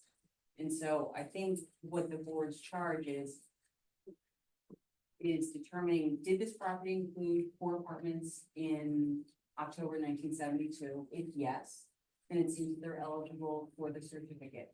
And if the answer is no, then they may not be eligible, because I personally can't help identify a date between 1972 or a date after 1972 that the board can provide. And we don't know a date when the transition from RB to TR happened, but also was your testimony that the TR, it's within the TR because it was in the RB? That was your testimony? No, I'm asking that was your testimony. Because do you therefore do you have proof that the RB completely became the TR and that therefore this building was included in both? I believe it was in the RB zone. I don't have that evidence right now. I'm not relying on the RB zone designation because I don't believe the RB zone allowed for family housing. I think it was a predecessor to the TR zone. Those are both transition zones, transition between commercial and single family. And your testimony about whether it was from 1972 is the phone directories. Am I correct? You don't have any other proof that that was just because multiple people were living in it doesn't mean it was divided as it currently sits. Is that correct? 3 people with 3 separate phone numbers. Right. You've got the history of the house as a police barracks, so you have at least, you know, an apartment with police barracks, and you have evidence of multiple unrelated people living in the building.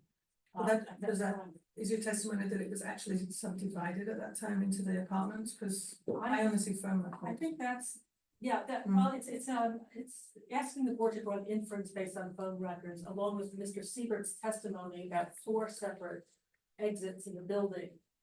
That's when those are. Is that, did Councilwoman Sarah jump off? This, Zoom meeting? Is she within them? No, she's not. She has her hand raised, sorry. Is there? Okay. I just want to make a point that in 1981 through 1987, at my home, my parents had the phone number 908-782-1000. I had the number 908-782-4600. My grandparents lived there as well with phone number 908-782-5127. Did you all have the same last name? Yeah, but nevertheless, I mean, my deceased partner, you know, I did not have the same names, and we had totally different phone numbers. So, I don't even definitively to prove it. I think there could be multiple people living in the same place. Right. On the text. Right, yeah. Yeah, we don't dispute this is circumstantial. It's hard to, you know, especially if there's a lack of documentation. If I could get tax assessor records from 1970 or permit, and I did Oprah, bought files from the borough, but I didn't get a whole lot going back that far. So you kind of have to find the documentation that you can get and ask the board for inferences. And I think that based on the size of the house, the history of the house, the police barracks, the evidence of multiple unrelated people living there throughout the late 60s and 70s, I think the board can draw an inference that this was a multi-family house. And I think Mr. Siebert, who has a background in construction, Sorry to interrupt. can I get screen, yeah. Mr. Siebert has a background in construction, and he testified about when he observed these 4 separate entrances and exits outside, which he believes have been there for decades. Right, next question. Your item A15 is the sale document or the registration, and it's also related to this is the clear date in my A4, between A14 and A15, we have the date of 96, when you bought when Mr. Siebert bought the property from Mr. Millman. Did you find anything that we know that how long Mr. Millman had the property and to prove what it was like when he bought it? Because otherwise we've only got 96 as a clear 4-family. We know when Millman bought the property, that was 1978, and we produced the deed from 78. Yeah. Is that A13? Okay, but this deed doesn't mention full family. No, it at all, doesn't. does it? And No. that's not unusual. I know that, I'm looking for something that says full family. He wouldn't really say if it. And I appreciate that, I'm looking, that's the only proof of that date, but we don't have anything that states what the building was like at that point, right? This doesn't say that. Well, we have Mr. Siebert's Well, the testimony. testimony of the. That's what I'm looking for, the testimony at that point. I'm just looking for something You concrete. testified that Mr. Millen told you that this was a.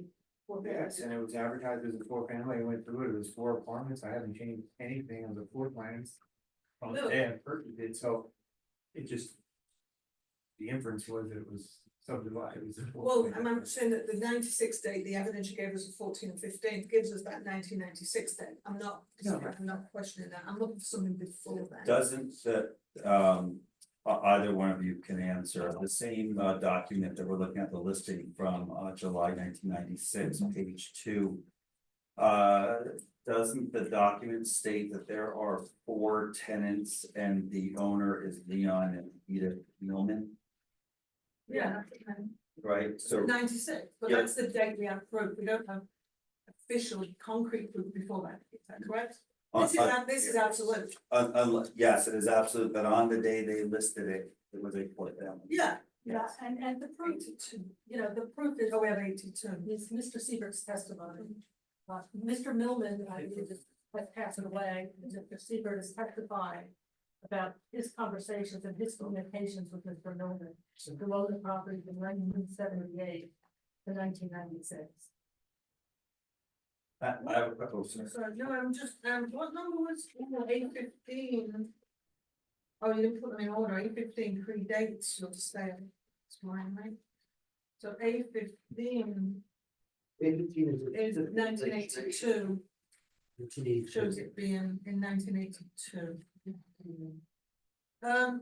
Notwithstanding that, I have a question. We've mentioned the transition date, Beth, you mentioned from the 19 ordinance that was quoted to us that we think might be 1970 something. Yeah, 1970. No, 1997, 85, was that listed as? So that's an excerpt from the master plan, and what I also have is. I have the land use plan from our 1997 master plan, Right. and it's just a map, but in there it depicts the property within the TR district. So 1997. Well, that's what I wanted to ask. I'm curious about the Century 21 ad in 1997. It's specific, I'm sorry, 1995, 1996, it specifically says, join the other grand painted ladies convert to single family with in-law apartment. And what that is implying. And why it says that.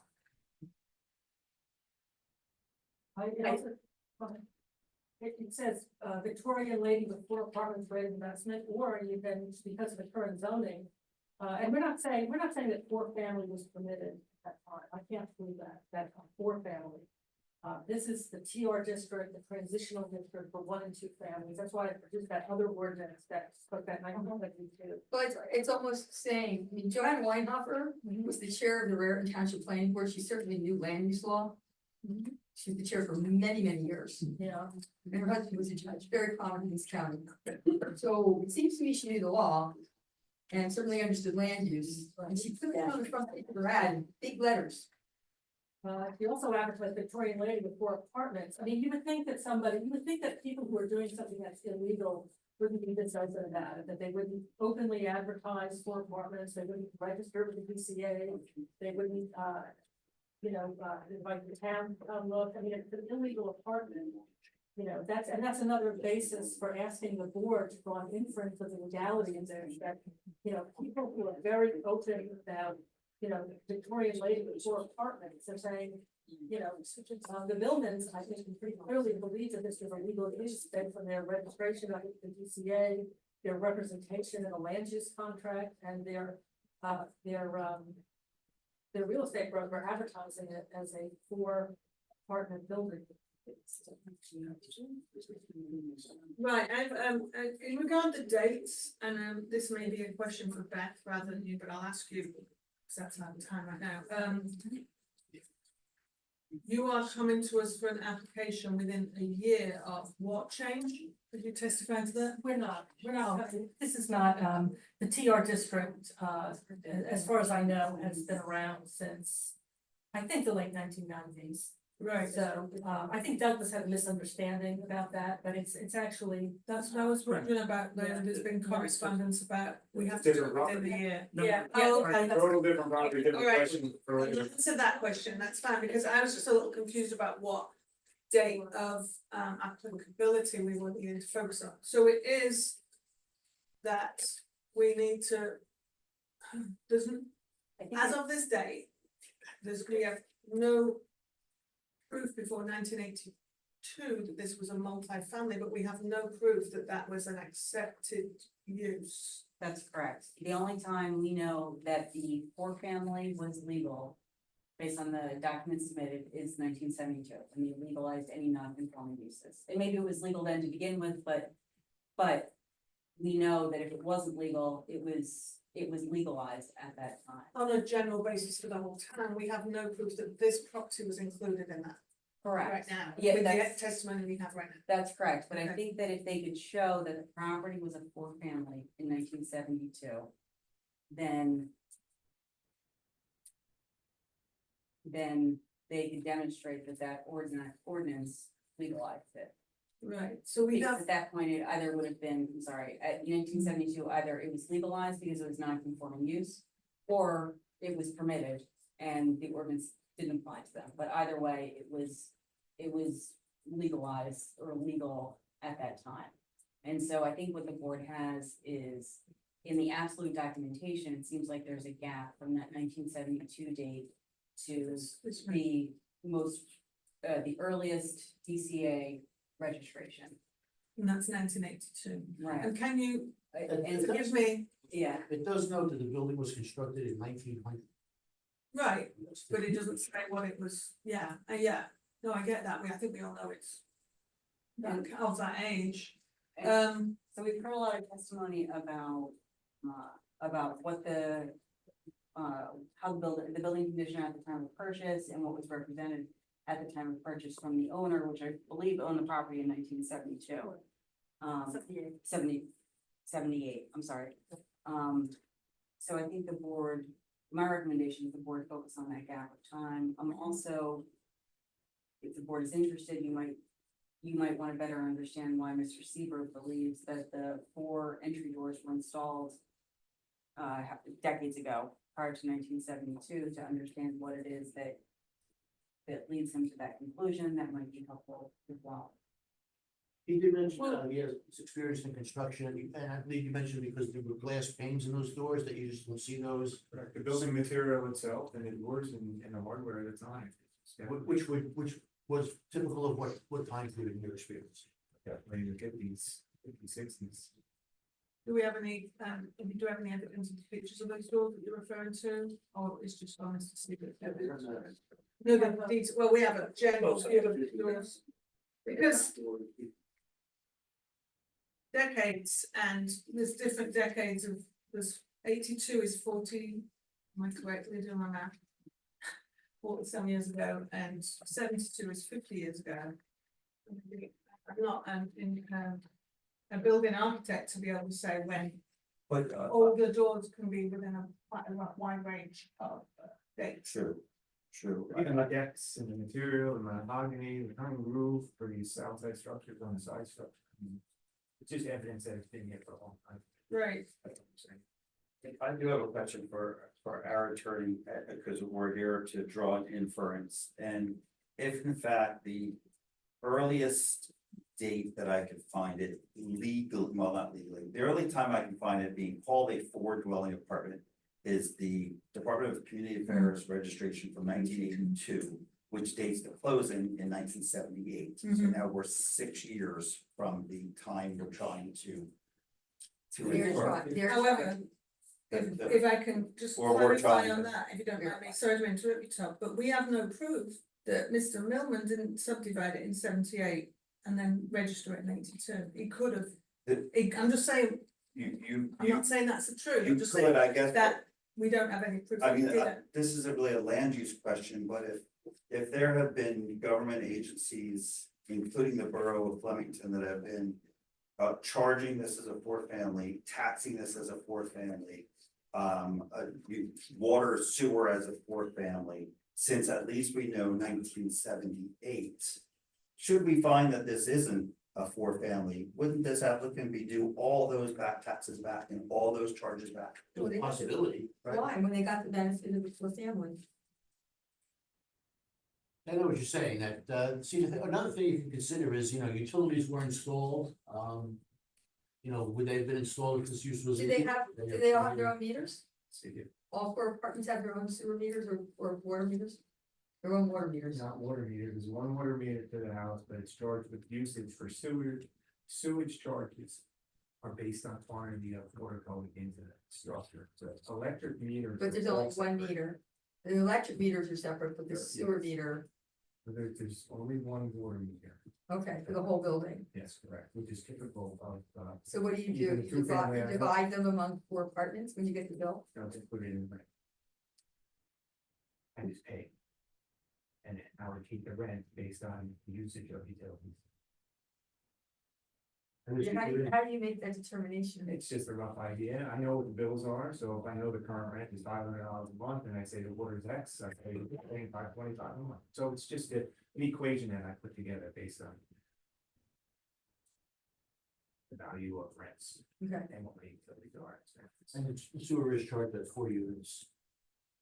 According to the bill, according to 819. No, that's stated. I mean, Can we go back to your comment that we would owe them back whatever when they got. That was just a hypothetical. I was just thinking with that type I of. don't even understand That's a how whole it's nother- possible That's a because whole nother, they have gotten the benefit of I'm this just saying, building that's a whole nother and the income issue that stream. doesn't really deal here. I do think, Okay. just to add to that, there's, the doctrine of the Stockel, that when the borough has basically taxed this for decades as a fourth family, and it's been sued for fourth family, that the borough, it's inconsistent with the borough's own past practice, especially when this is an open fourth family. I mean, you can see the entrances to the outdoors, nobody's hiding it. Open, smoke detectors, DCA, and the borough you've never been cited by the borough, correct? So, there's an estoppel argument that the borough, having allowed this for so long, that we're now to claim that, it's not a appropriate use. It's really inconsistent with the borough's own conduct and how it's treated this property. There's also the issue that if the borough were to, try to stop the use, you would then have the burden of proof beyond reasonable doubt, and I don't think that you can make that case. We think, we understand that this is circumstantial, that we don't have a smoking gun. It's tough to get a smoking gun from, given the circumstances and the lack of documentation. But there are reasonable inferences that can be made based on the age of the building, based on the past usage of the building. We know it was police barracks. We see, we can't bring people back from the 60s, but, we see the different people living there, multiple people living there. 3 separate people in the 1972 phone book. Millman, he's not here, he's dead, I looked him up, he's, passed away, but the evidence is Doug's, when you say proof, this is proof, it's circumstantial proof to be sure, but it's still evidence. Doug's conversations with him when he bought the property, the advertisements of the property, and the representations in the contract are all Leon Millman's, representations, and so that brings us to 1978. And, did Brian influence when we said this was on public hearing? Oh, but right, does anybody else on the board have any questions for this witness? Yeah, I have one question. Can the witness describe a little bit more detail as far as the entrance to number 4 apartment? Because it seemed like the entrances, the other 3 seem more consistent to the architecture than number 4. The fourth floor apartment is entered from the back up the stairs, you walk into the door into the building and go up another flight of stairs to get to the third floor. And the door seemed reasonable. Can you describe the construction of that door? That door is an entrance door. In what regard? It's a wood door with glass. Not stained glass, just regular glass upstairs. Okay, thank you. And one last question, the DCA started inspections in 1982, that was the first date. I know it was 4 apartments or more, right? Yes, for 4 units, and that was for the previous owner, and then he transferred, when I reapplied for the DCA certificate, it was put in my name when I purchased it, so it's going on while he owned the place as well. And that was for 1982, but I guess the record existed prior to 82 then? For the DCA? We just don't have it on, It's not that. We did an over of the DCA that were able to, but, okay. yeah. It's hard for any agency, I guess they, yeah, that's the issue with the borough as well, we just, we're able to get documentation, beyond a certain point. Any other? I do have a question. When we write our master plans, I think we participated on 1997 one, I believe, or maybe not you, but Carl did. Well, do we put in a line, have we ever put in something like existing non-conforming uses, or, but we use the word grandfathered on this, but. It wouldn't be something that that you find in the master plan. The master plan might recognize the existence of non-conforming uses. It might make a recommendation that the council address those non-conforming uses in some way. Well, we don't have I don't wanna call it grandfather, I believe that's what it's called, but it's. Well, the MLUL does have a section on non-conforming structures and uses, but they can be continued. If it's something in existence and the ordinance changes, it's grandfathered. That was my question, if in fact. We've got to prove, and the question here is this grandfathered essentially? If yes, then it's eligible for the certificate of non-conforming use, because I'm defining grandfathered as something that was legal at one point and now is not, because the ordinance has changed, and that's sort of the essence of the question here. Hold on, though, Right. You just stated that a non-conforming use could be continued. A non-conforming use is defined as one that was once legal, though. A pre-existing non-conforming use. It's not just literally something it's not, that provision of the municipal land use law is not intended to permit a use that was created illegally, got away with it, and then is allowed to continue. That's intended to make sure that if you had a use that got site plan approval, for example, and then the zoning changed, it means that you're allowed to continue occupying that use consistent with the approval. So the testimony in A4 that they provided the non-conforming uses were allowed to continue, wouldn't that imply that is it your testimony that it was a non-conforming use in 79 that was allowed to continue? I don't know, but I'm saying that in 1972, you have to have a date, like what's the date of the ordinance? And we're putting, like what's the date where you start looking at it and saying it was legal, right now it's in the TR district, which, based on what I could find was, established at some point in the late 1990s, and I found that ordinance.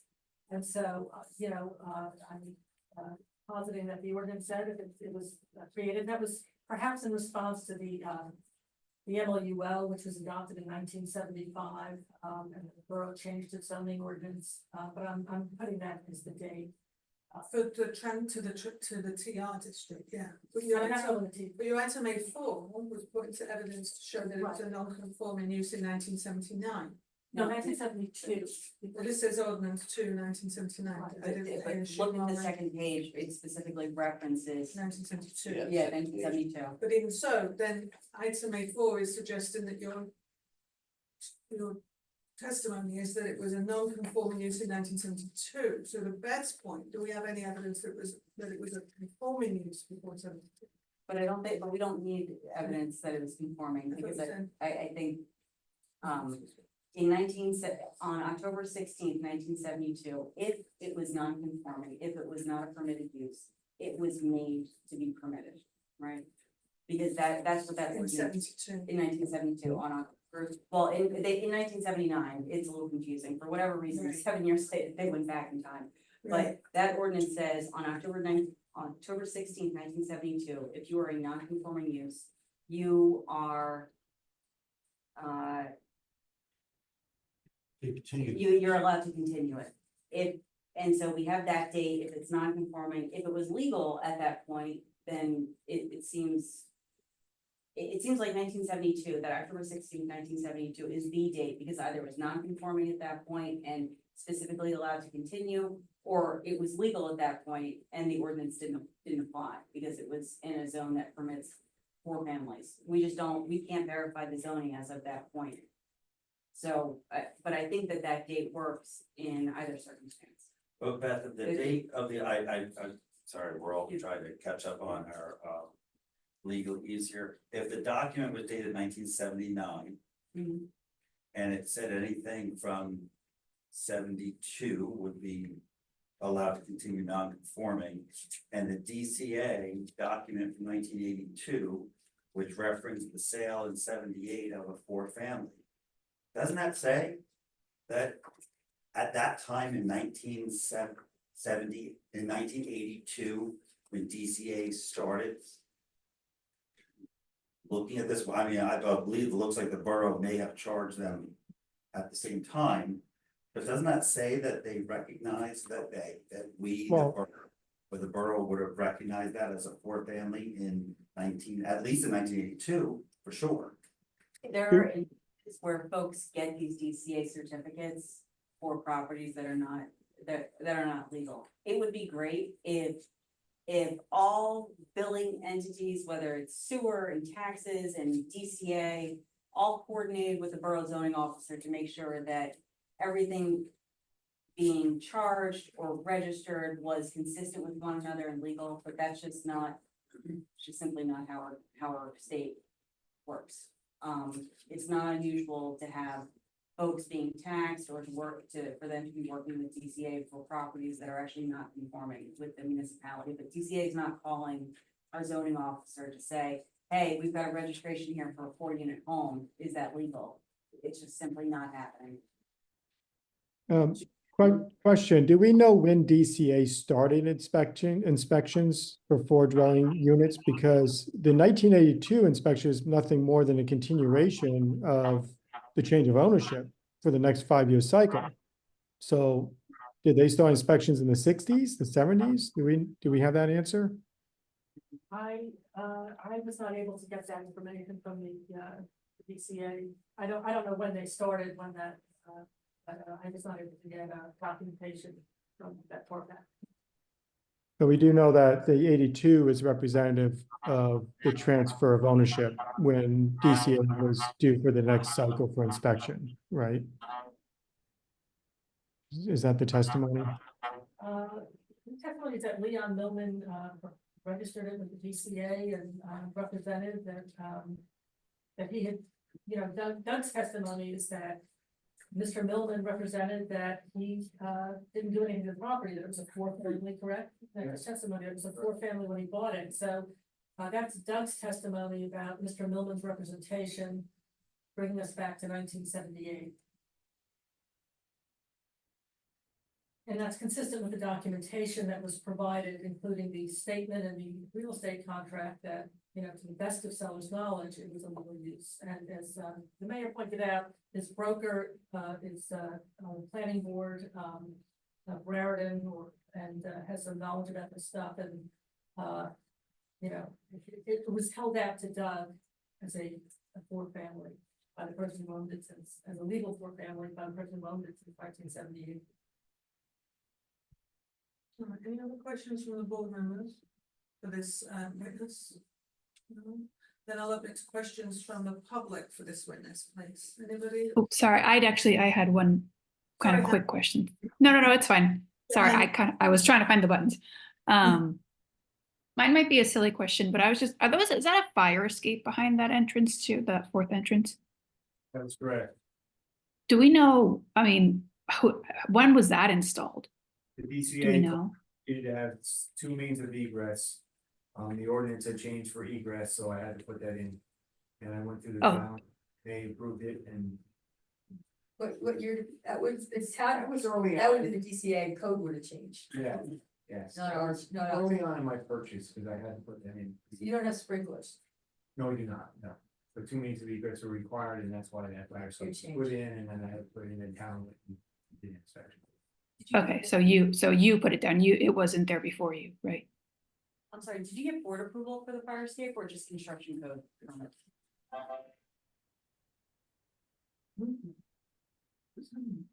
Does that answer your question, Hannah? Do you have any more questions? Yeah, that was it. I was just curious about that, whether or not it was previous, if it was something that was with the property previous to his ownership, or if he installed it. So that was it. Thank you. They have come to the planning board or something like that.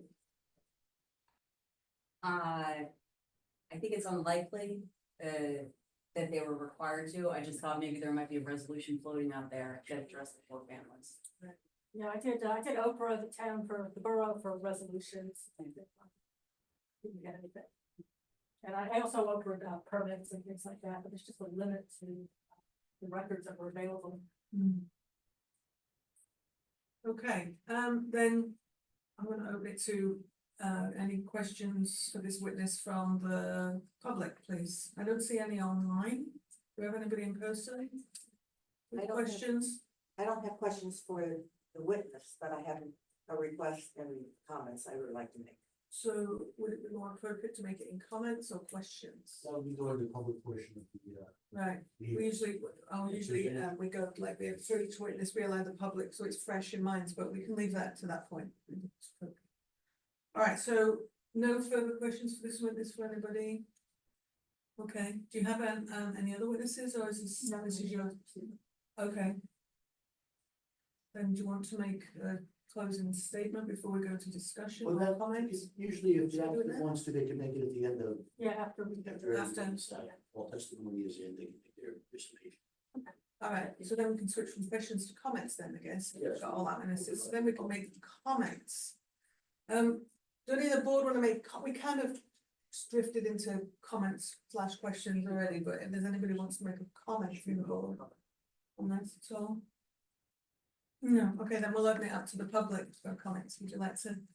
Thank you. Yeah, well, you need to come up and we'll need to get your name and the microphone. Because otherwise, people on the. Can't see that one up there. It needs to go on the record officially, so. It's the closest I can get it. That's for you. fine. Yeah, because otherwise, if you don't speak into it, they can't hear you. So if you can state your name and address. Okay, Jeanette Zink, 187 Main Street in Flemington. How do you spell your last name? ZINK.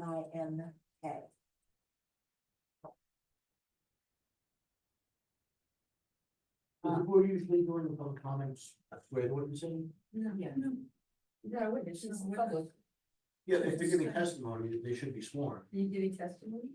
I have comments and I have a request as far as zoning is concerned. Would you feel comfortable? Should we swear in? Would there? Right. Could you please raise your right hand? Solemnly swear the testimony that in this matter will be the truth, the whole truth, and nothing but the truth, so help you God. Yes. Thank you. My request is that the zoning for 189 revert back to 1 or 2 family homes as it was originally zoned. To quote the Flemington Borough Council notes, it said, changing the zoning is meant to allow for more things that the public has brought to the planning board, including entertainment and things to do in town. That change doesn't advance any of those requirements, okay? It should be zoned for one, or it is in the same district I'm in, and we're zoned for 1 or 2 family homes. I would like to see it revert back to 1 and 2 family homes in the future. As far as what has happened, that's, in my book, is over with. I've been in Flemington for over 40 years. living at 187. It seems that the change to more families was made without the sanction of the zoning group here and was probably illegal at the time. I'd like you to consider the historical nature of this location and keep the zoning as originally set 1 and 2 families. Flemington makes a big thing out of, you know, being a historical town and we want tourists to come and that type of thing.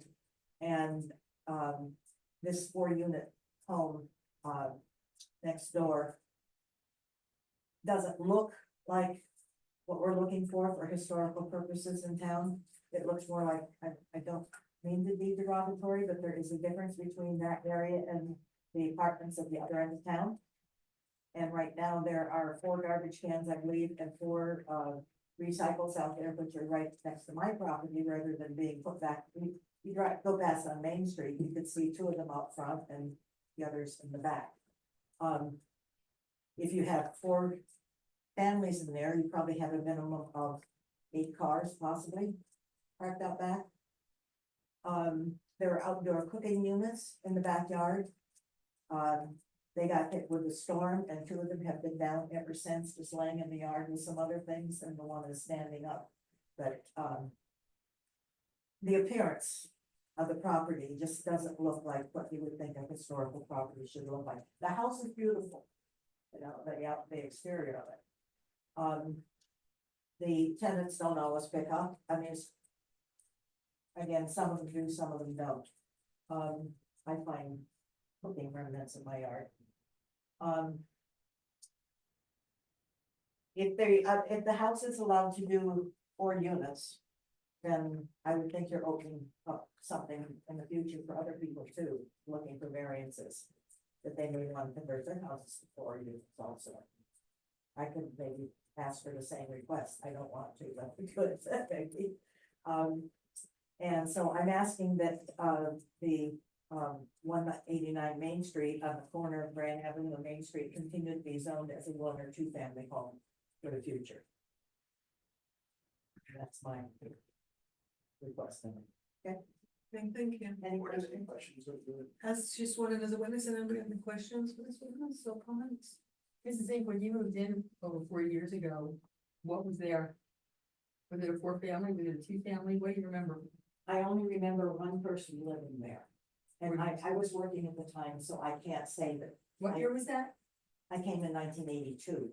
In 1982, you only remember 1 family? No, there was 1 family, 1 person living there, single guy that I got to know.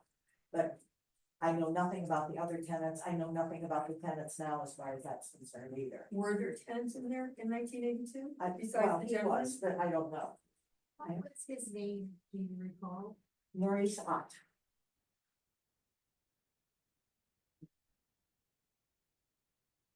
And I think he passed away from there also later on. Okay. Somebody else? Okay, thank you. Thank you. I hope you will think about Do you have it, any consider. questions? I have comments. I think some of the concerns, Right. Yours, no questions? well, I have one question. If I were to put you in touch with the new owners, would you be interested in talking to them and you know, having your concerns addressed? I think the concern is the zoning. Not the people. I mean, you know, I can't control the people, and I realize that if they, you know, what they do in their yard is their thing, it's not mine. But I just think that because we are in a historical district and a big thing has been made out of it, and I've had to conform to some of the requirements required by the town for historical houses. But, you know, it should be 1 or 2 family home. Ms. Wright, where does the new owner live? The deed says that they live, it identifies their new residence as the, I believe it says this house, but I don't, you know, that's what's reflected in the deed, which was provided, to the, right in front of me, the deed identifies their, here it is, it's in this, the deed identifies their new residence as, whose address is about to be 189 Main Street, Flemington. That's what's in the deed. I can't tell you whether that's where they're actually living, but that's what the deed says. Confirm that, but, you know, concerned about the appearance of, I mean, the historic nature of the building, I think it's kept up nicely, but if you're talking about things in the yard, I would suggest, talking to them, and expressing those concerns, which also doesn't necessarily have to do with whether this is a grandfathered use. No. But, you know, if that's a concern for neighbors, and, you know, we all think that, you know, everyone should be a good landlord and a good neighbor, you know, we would be willing to, And I have no problem talking to them either, if I meet them at some point. But, I just, like I said, I think the fact that, Mr. Seaver has had 4 people in there, I don't have any problem with that. But I think because it is a historical home, it should be treated as such, and it should be zoned as 1 or 2 families going forward. yeah, can I comment on that? Yeah. You know, one of the concerns you made was, one of the things that you expressed was that if they find that this is a 4-family, that it opens the door to other buildings. I really don't think it does, and I actually think that there's an excellent case for a use variance, because this is a site that has a unique history. It's really different from the other buildings because of its use as police barracks.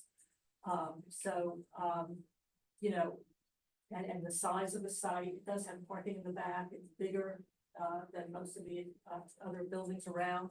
So I think this building, especially given its past and its history, can really be distinguished from other buildings in that area.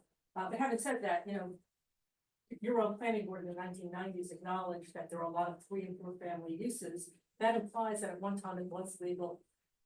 It said that they're there in the RB district, probably because it was legal at one point.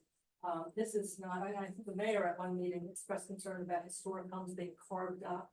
I express it all the time. Yeah, but that's not the case here, because this has been done for decades. So it's not like you have some intact historic building that's gonna be cut up and subdivided. It's just been in existence for, you know, as long as we can tell, and certainly since Doug bought the property back in the late 1990s. And according to the person who owned it from 1978, that situation existed back then. Does this zone allow where the Fishers live, in the funeral parlor, which makes this place look small? And it's 2 people who are, well, he was my babysitter, they were my babysitter when I was little, so they're much older than me. In that big house, would it allow for them to come in and say, we want 6 apartments in here? Or 4 or 8? No, every application rises and falls on its own merits. Anybody can ask for anything for one, so you can't stop a request. I will say that if there's, I mean, planners will point to a prevalence of a similar use in an area to demonstrate a lack of impact. But there are many other factors that would need to be considered. So I think suggesting that this is going to create a precedence is probably going a bit too far, but the board has to acknowledge the reality of the type of testimony that you hear, where people say, well, there's multiple family dwellings all over the place, and so this is just one more with less impact. But as I said, there are many other factors the board will have to consider that are site specific to the request. As far as I know, all the homes in the area are either 1 or 2 family homes with that exception. Until you get further down, the street. Could be, I don't know what's down there. There's a couple of properties that they have multiple. More than 2? Mhm. Okay. I don't know. It's further down, it's closer to the traffic light. Yeah. Okay, well, that's, I wish that we would make it 1 or 3. Thank you. So do you want to make your final closing statement, and then when I was just, if you do that, we usually close for a break. I'm suggesting we have a little break, and then we come back for more discussion, and if we have a vote. Make sense to everyone? Sure. And so I'm asking the board to infer from the evidence, the documentary evidence, and Doug Siebert's testimony, that this is a pre-existing non-conforming use. It has not been used as either a single family or a two-family property since 1938. That's over 80 years. That's the last time we have any evidence that this was used as either a single or two-family. It was state police barracks for a number of years, 1938 to 1959. We proved that. So the inside was cut up and used for, multiple unrelated people to live there. It looked like it was used for, that Vincent Schwat bought it in 1959 and owned it to 78, that he lived there and also seemed to be having other people live there as well, who were not related to him or to each other. The 1972 phone book shows for sure 3 separate people. They've got different last names, different phone numbers. And then another person with another different last name died in 71. It's pieces of a puzzle, and when you put it together, the board can reasonably infer that this use has existed since 1972, probably earlier.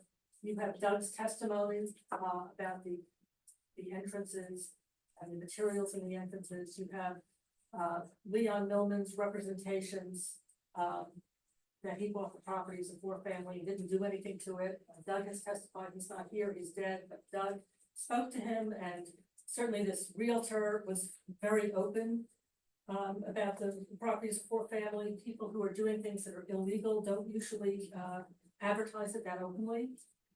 You have the borough's own conduct. The borough has done nothing, if this is a zoning violation, the borough's done nothing to enforce that.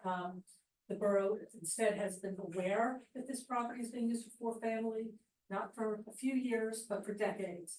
Doug bought this in 1996. That's almost 28 years ago. That's almost 3 decades. The borough has, inspected it. The DCA has inspected it. And I think that based on all of this evidence, I think that the board can reasonably infer that this is a legal use that's existed for decades and that it should be allowed to continue. Okay, thank you.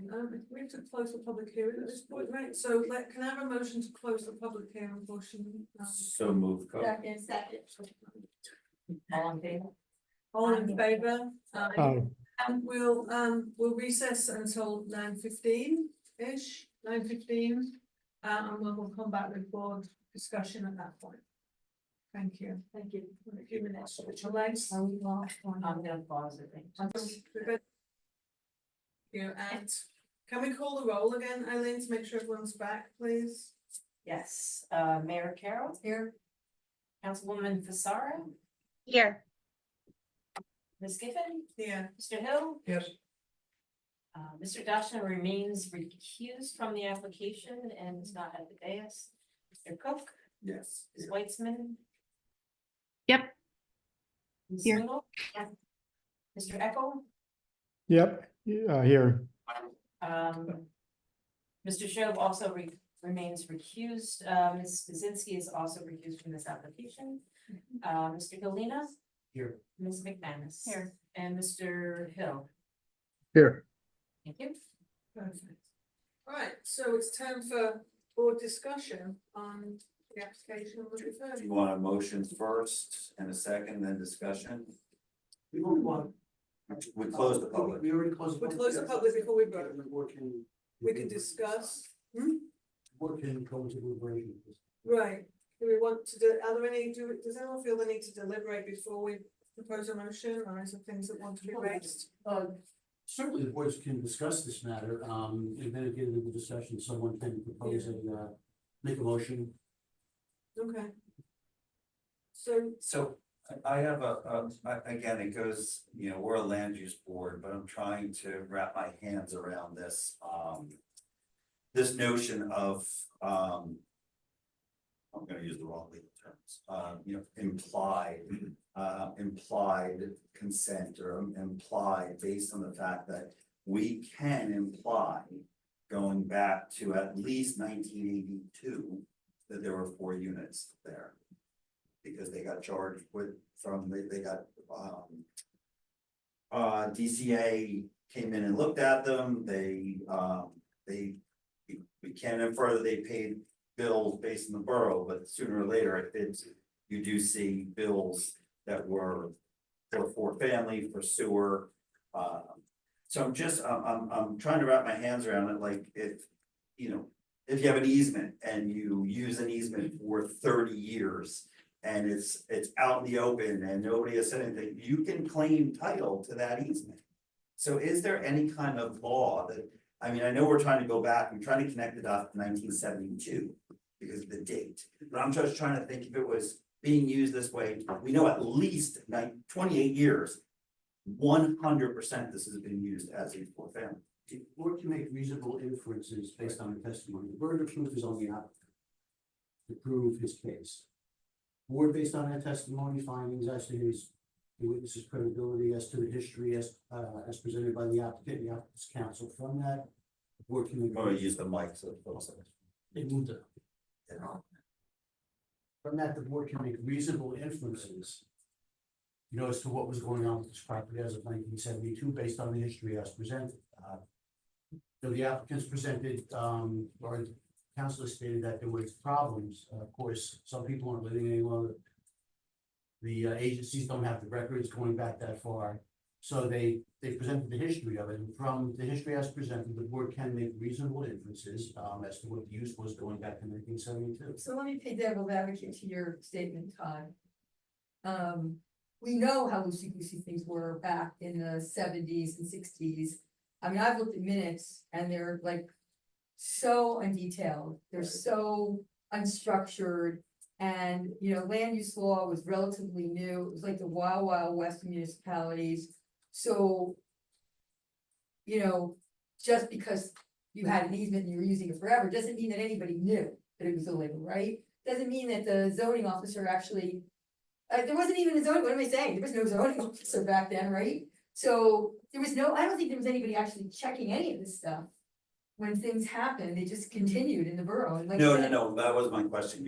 I agree with you. My question was, from a real estate perspective, 30 years of using somebody else's property, you can claim an easement to that property. Unless it's the king's property. But again, you know, so I didn't know if there was any kind of statute from a land use perspective that I know we're trying to. No, there's no time limitation. There is no. Over years. Town gas went out, what, 15 years ago and reclaimed easements that people were, they built patios on and, you know, they sold houses with patios on them and they took them all back. They were brutal. No, there's no statute that says if you've been doing something for so many years, it becomes. From the land use perspective, it's not like a real estate. That was my question, not that it was. Establishing an easement, no. And again, this isn't a land use, but I'm just trying to think it's all wrapped together. If, you know, the burden of proof is on the applicant, but if the burden of proof was on the borough, would we be able to prove that it wasn't a fourth family? I guess that's my question for the board. Yeah, I mean, that's relevant here because we're not there. The board doesn't have the burden to disprove it. Okay. The board's job is to hear the testimony to make findings and conclusions. Right. And, you know, based on the member of the public that had said, they would wish that this would go back to whatever is allowed. We do have several four family throughout the borough. In larger homes that have been diced up and we certainly have ordinances in play that don't allow that to happen today, I believe. But would the expectation be, if we find that this needs to go back to a 1 to 2 family, is that undue burden on an applicant? Well, the applicant would make, I'm sure the applicant would make certain arguments. It would require probably use variance relief to keep it that way, but I'm sure depending on the finding of the board, I mean, there's a bunch of arguments an applicant can make based upon the history, saying that they were, assessed as a four family, they paid utilities as a four family, they were inspected as a four family. Those are all, that's not really present before the board now. Those are all things that could be expected.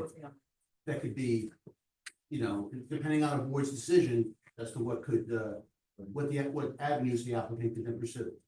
Because I mean, from a, master plan perspective, and by the way, Beth, we did not participate in 97, we're not that old, but we did participate in 2010. I had to look it up, I'm like, wait a minute, 97, a little early for me.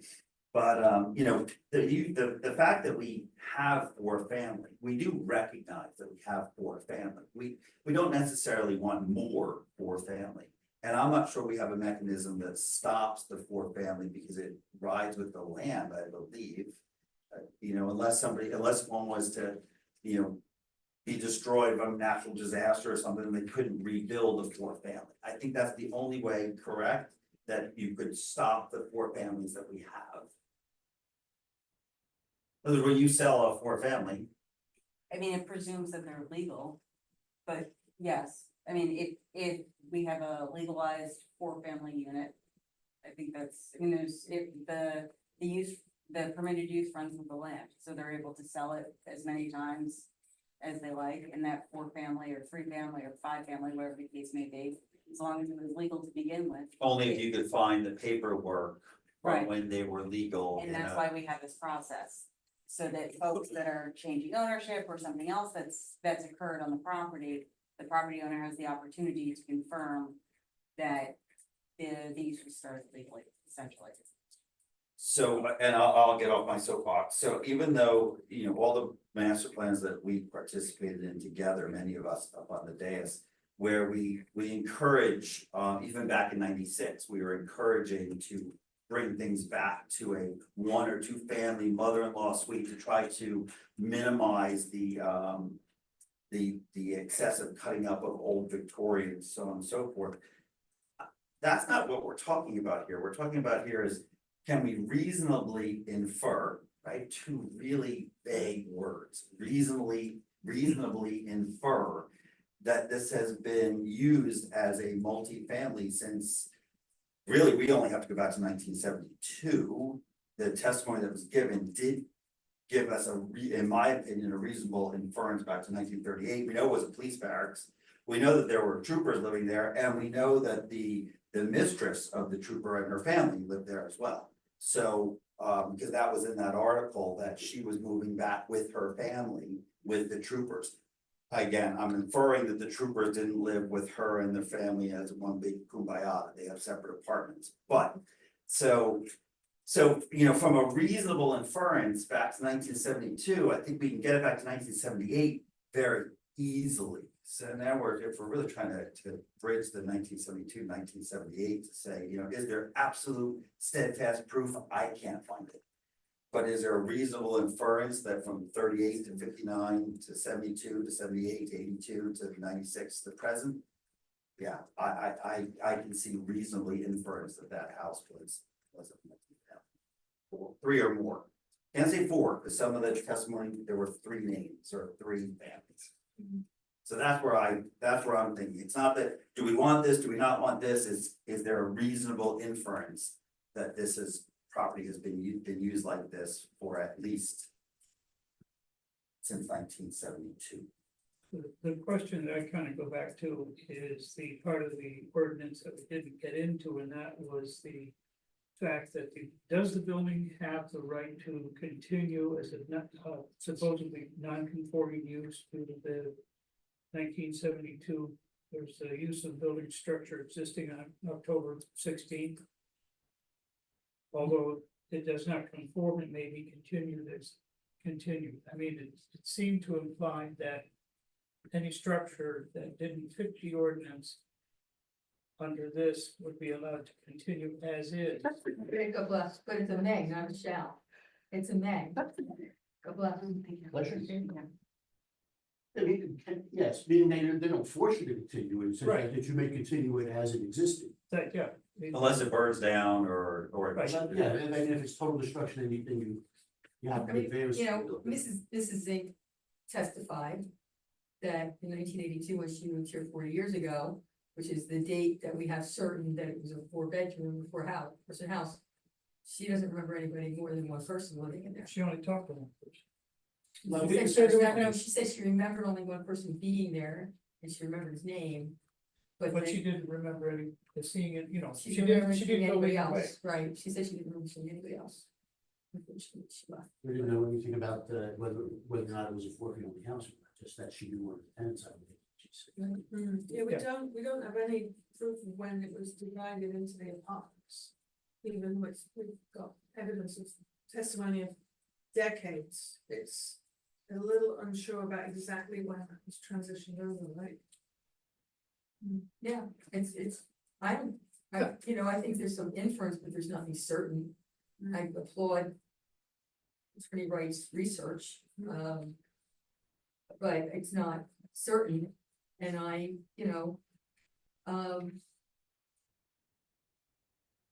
personally don't support allowing it to continue with the four family, because it's not certain. And I would like to see it go back together as a one family or a two family, because we have a shortage of those in the borough, among other reasons. I mean, I just ran through our tax assessor yesterday, the percentage of apartments in this town. And I thought he was gonna pass out when he figured out the number. 61% of all dwelling units in this town are apartments. That doesn't count the Spice Factory, doesn't count the Union Hotel, which are both being constructed. We're at 61%. Newark is at 72%. So, it's a really, really high percentage, and it's not, it's why houses like the Katz's on Benell Street literally flipped in 2 days for well over their asking price, because there's no inventory in this town for a single family home. Only less than 40% of our homes are single family. So, without definitive proof, I don't support this saying. Sorry. Yeah, Melissa, you got anything to add or questions or discussion? Yeah, well, okay, right? Yeah, Rich Pile. Oh, do you want me to come back to you? Have you? By the way, the state of New Jersey's average on apartments is 33% across the state of New Jersey as a proportion of housing stock, and we're at 61+%. Most densely populated the state average is half of what this town is. Right, anybody online on the board, want to contribute to discussion, John? You've gone on mute. Just like, yeah, I'm looking at the last 6 years, right, from 72 to 78. Was there any changes, or was it always a 4-bedroom prior to 72? Is the board in agree, was 72 pretty much the date? My first question to the board, but do we agree that anything prior to 72 was legal? Or is that We don't open know. for debate? We have no We idea. have no idea, we've got no evidence. Okay, because like if we're agreeing that so maybe there's really 2 motions here, we have to approve that we agree on the 72 date, and then it really becomes conjecture, it's preponderance of. Don, the 72 date is anything that was non-conforming in 72 would become conforming, or could or may continue so long as it wasn't changed. And that's what's in the Right, ordinance. So right, that's 70 what's in the ordinance. that a prior governing body and planning board recognized as a magic number. So we got them definitively to 82, but then after that, it's all inference or speculation on getting back before 72. Right, I mean, 78 was when the this current, previous owner indicated it was 4-bedroom. Mhm. Now, did the former owner add apartments to sell it within 72 and within the 6 years prior to listing? But it is a lot of circumstantial evidence here. Was it 3 bedrooms? Was this state police barracks just, there's everybody in one common area and stuff? Yeah. I mean, because it's really a question of legality here, right? I mean, granted, it's at 61% currently. I mean, the zone is not going to allow for anything else, but this would be would not decrease or increase the number. But yeah, I'm stuck on that 6 years is kind of where I'm focused in on. Like, or is it reasonable? Like, what's the burden of proof? Is it just, well, we think reasonably 50% that nothing's changed from 72 to 78 prior to the listing? It's a bunch of phone numbers in a phone book, enough proof. Yeah. Yeah, we're being asked to presume that what was testified, what 82 with the DCA, that was exactly how it was before 72, therefore it complies with 1620 of this ordinance, that it was pre-existing non-conforming at that point, and therefore became grandfathered in, as the phrase that we don't legally have, right? Well, we have the witness, right, that bought in 78, it was 4-bedroom. And the other thing is that, you know, was the construction material, and we have the phone book. Right, You know, did they build a fourth apartment after 72 just to try to make it more, maybe? I don't know. I mean, that seemed a little out of place compared to the rest of the apartment or the entrance, but the testimony from the witness was that it was a wood door, it seemed to fit the same build. right. And we got the phone book with 3 persons listed. Right, the phone book only listed 3, so you're right, was there a fourth, but back then? It's a But, good question. but also the phone book doesn't, Was the fourth apartment added from 72 to 76? those 3 people could live in not in a separate apartment building, right? Right. It's not necessarily that they were in separate apartments, just because they have a separate phone. Yeah, that's the bit I struggle with is, I wish we had some real clear evidence of what the floor plan or, you know, there was 4 units before 72, you know? Between, is what I'm struggling with right now.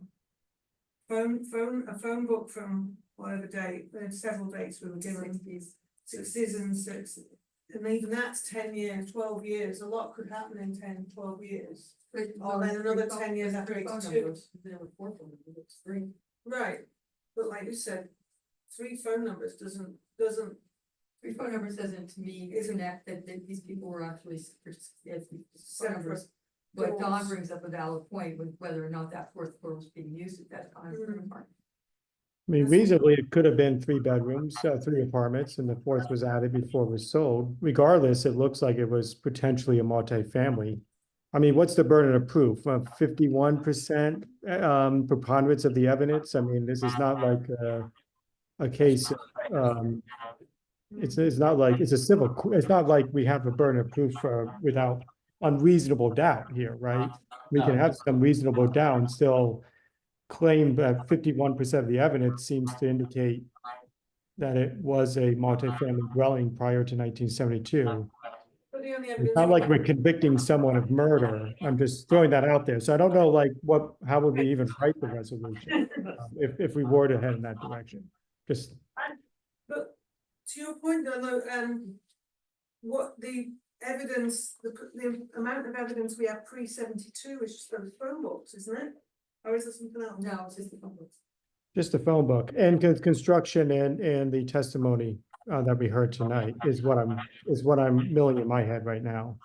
But you could, beyond an inference, it's at least 2, because in 1932, troopers, plural, moved with Mrs. May Smith and her family, who would be given separate quarters, plural, in the large house. Yeah, But that doesn't necessarily mean that they were divided, right? And then they had multiple bedrooms. Yeah.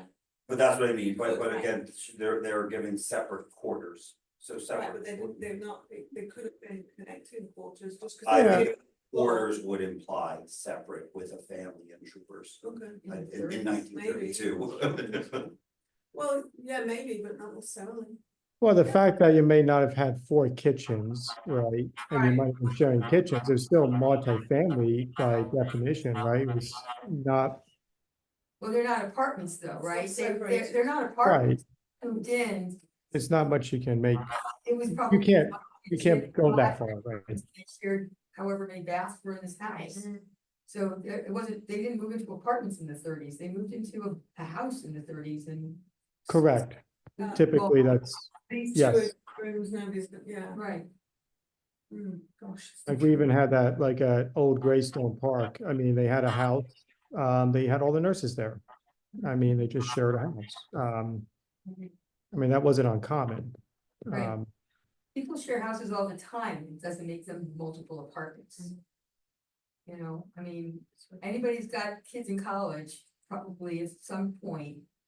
Had their kids share a house with other people and they're sharing a house, 1 kitchen, living room, 1 refrigerator. You know, and when you rent a house in this town, you rent a whole house.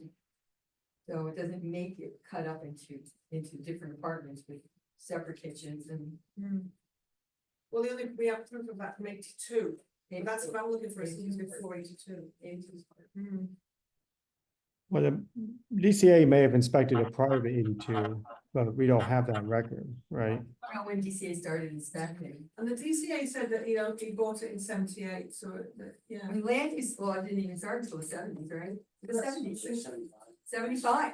Didn't even start. There was, like, that's why I said the minutes going back in those days, whether somebody just gave some tacit nod, whoever gave the authority, there was no zoning officer. You should read Yeah, the plan. unfortunately. Pages long, they were like, they met, they voted yes, and then moved on. There's no testimony Right. report or anything. So, trying to get proof that this was permitted prior to 1972 is really difficult. When, with the borough, all right, the borough's tax maps, when did we start with tax maps and what exactly is captured on the tax maps? Because I'm very completely. Does it just capture the address and what the structure is? Tax maps have lots and blocks. Right, but nothing. Doesn't even describe the building.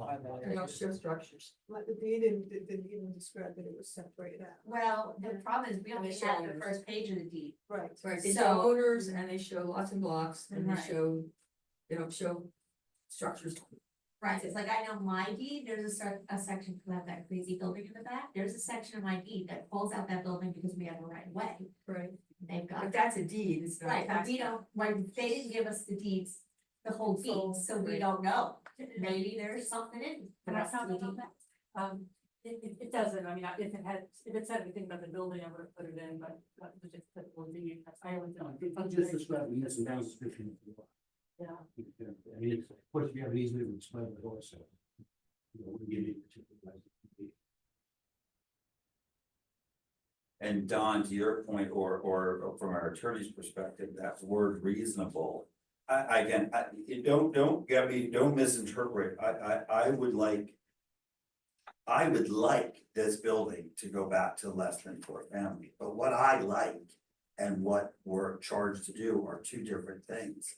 So reasonably infer, we've got it back to 1978. If we hit it to 1972.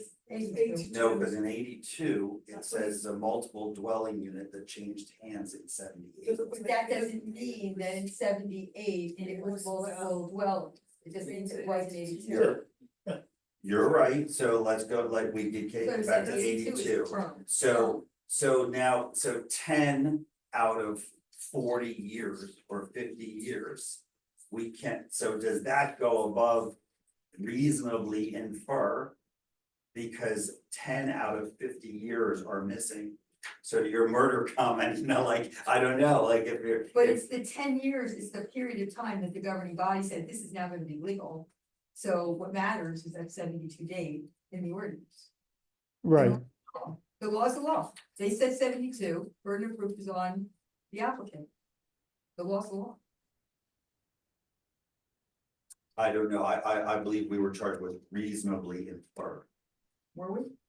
Or were they charged That's with burden generally of the proof? standard of proof. If we Reasonably have infer. the burden of proof based on the testimony, based upon the board's evaluation of the evidence and testimony and their evaluation of credibility, can make reasonable inferences on that testimony. I don't think that. Don to me has opened up a real doubt on whether that 4th floor was an apartment at that time. Based on that phone book, the phone book evidence from the 60s, where it only shows 3 phone numbers. So to have 4 apartments in the 60s, to me, it's like. He has opened up a lot of doubt in my mind, that there were ever 4 apartments until maybe Millman put one in. An extra one. Right, that is In 82. one of the evidence Yeah, we have supports for, yeah. It's reasonable to infer there were 3 from the evidence, and you're saying. And it Yeah, has I- absent permits, which again, sketchy, Yeah. no approvals needed. Even if they were, they'd probably be sketchy minutes. I don't know. And that's 64. But if that was the case, you could reasonably infer that there were 3 apartments. Possibly, Possible. possibly, but not. They have 3 numbers. from 72, we have potentially 3, if they added the 4th or not. But if zoning started in 75, how are we gonna find the records with unreasonable doubt? Prior that, I mean, it really comes down to those 6 years is what I'm looking at.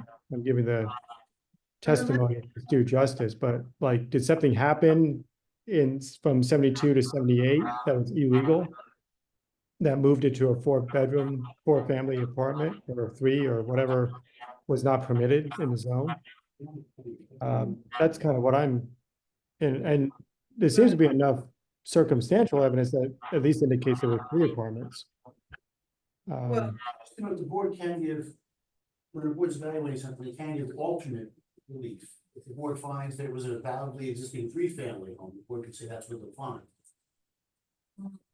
yeah, but even the 3-family, I was just gonna say, unless we have proof that the phone company would only put phone lines into separate apartments, then this doesn't actually prove that they were separate apartments, right? Right, it doesn't say 189A, 189B, Right. 189C like they do now. If it said that, I'd be much more comfortable. And then I'm looking at, then we've got the evidence from A11 shows a person in 65, one in 66, another one in 66. How do they get their mail? Do 169. they have individual mailboxes or does it all go through the front door? Where are they? Thank you. So even an A11 shows, and it could have been people moving through within a house that wasn't necessarily subdivided. And you know, the evidence from A11 of the different people. They're getting individual mail on the apartments, the apartment label 189A.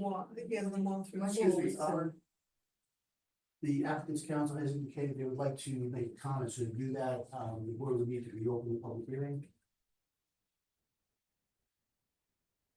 Might as well. I'll make a motion when we reopen. the public Second. hearing. Second it, third it. All in favor? Aye. Reopen the public meetings. Okay, My quick comment Carol's is, no. is just about the phones. At that time, all phone lines are hardwired. There would be, in my eyes, there would not be 3 phone jacks in one room. They would be independently brought to each apartment. It's not like cell phones today where you get 3 different numbers because you have 3 different people living in that house. You have 3 different phone numbers.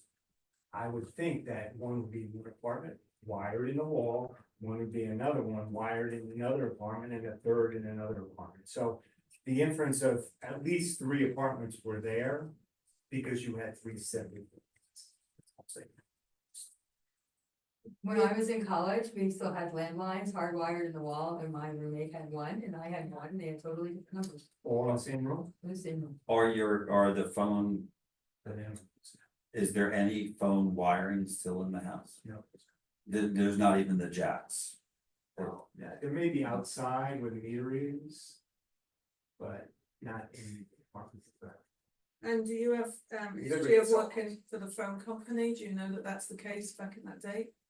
I just know from construction, how you hardwire a phone, when the jack is here, it's wired, but it's not Wi-Fi like today. We understand. Like Cat 5. what about electrical company? You have 4 different meters going to, That's now done, isn't it? Like the timeline we're looking to like, What did they prove go this separation was before. Yeah. Meters, what did the Before I electric- ended, so I don't know. Have you talked to the electric company to try to find out when they put the meters in? No, they were there when I bought it, so. I mean, I don't know what kind of No, man. records the electric company keeps. There's meters on the side of the house. And there's separate panels in there. All in the basement. But to Beth, your comment, my question to you while we're still open is, oftentimes utility companies and other agencies, don't necessarily conform to our own zoning. In other words, the electric company could come in, I could say I want 10 meters in my house, and they're gonna come in and do it because I want 10 meters, I think. Yeah, I think. it's not. But the question is, do they have, the electric company have Electrical records? would have needed a permit, right? No, I didn't Not think necessarily so. back in the day. No. Oh, I'm telling you, it was the wild, wild west. You need a panel to hook up a meter to. They're not just gonna come put power to a meter unless you had it wired to it. What it is, it's no Panel, proof. that's the way you get a meter. electric service No, put in an right. apartment with a But my panel and then it question goes is, to the meter, does they the will not put a electric meter until you keep get a. records going back that far? Oh, no, I'm just explaining. Because it was JCP&L forever. Flemington Electric for that. Somebody's got records, somebody should have records, maybe. When I say that, we have no records, so. More government. Does that conclude your additional questions you want to make in the public hearing? So we have to. Motion to close the close public it. hearing. If anybody has any questions. Any questions based on that? Anybody else have any questions before we close the second portion of the? Just to clarify, there was physically 4 meters on the house when you bought it? Yes. And that was in 1996.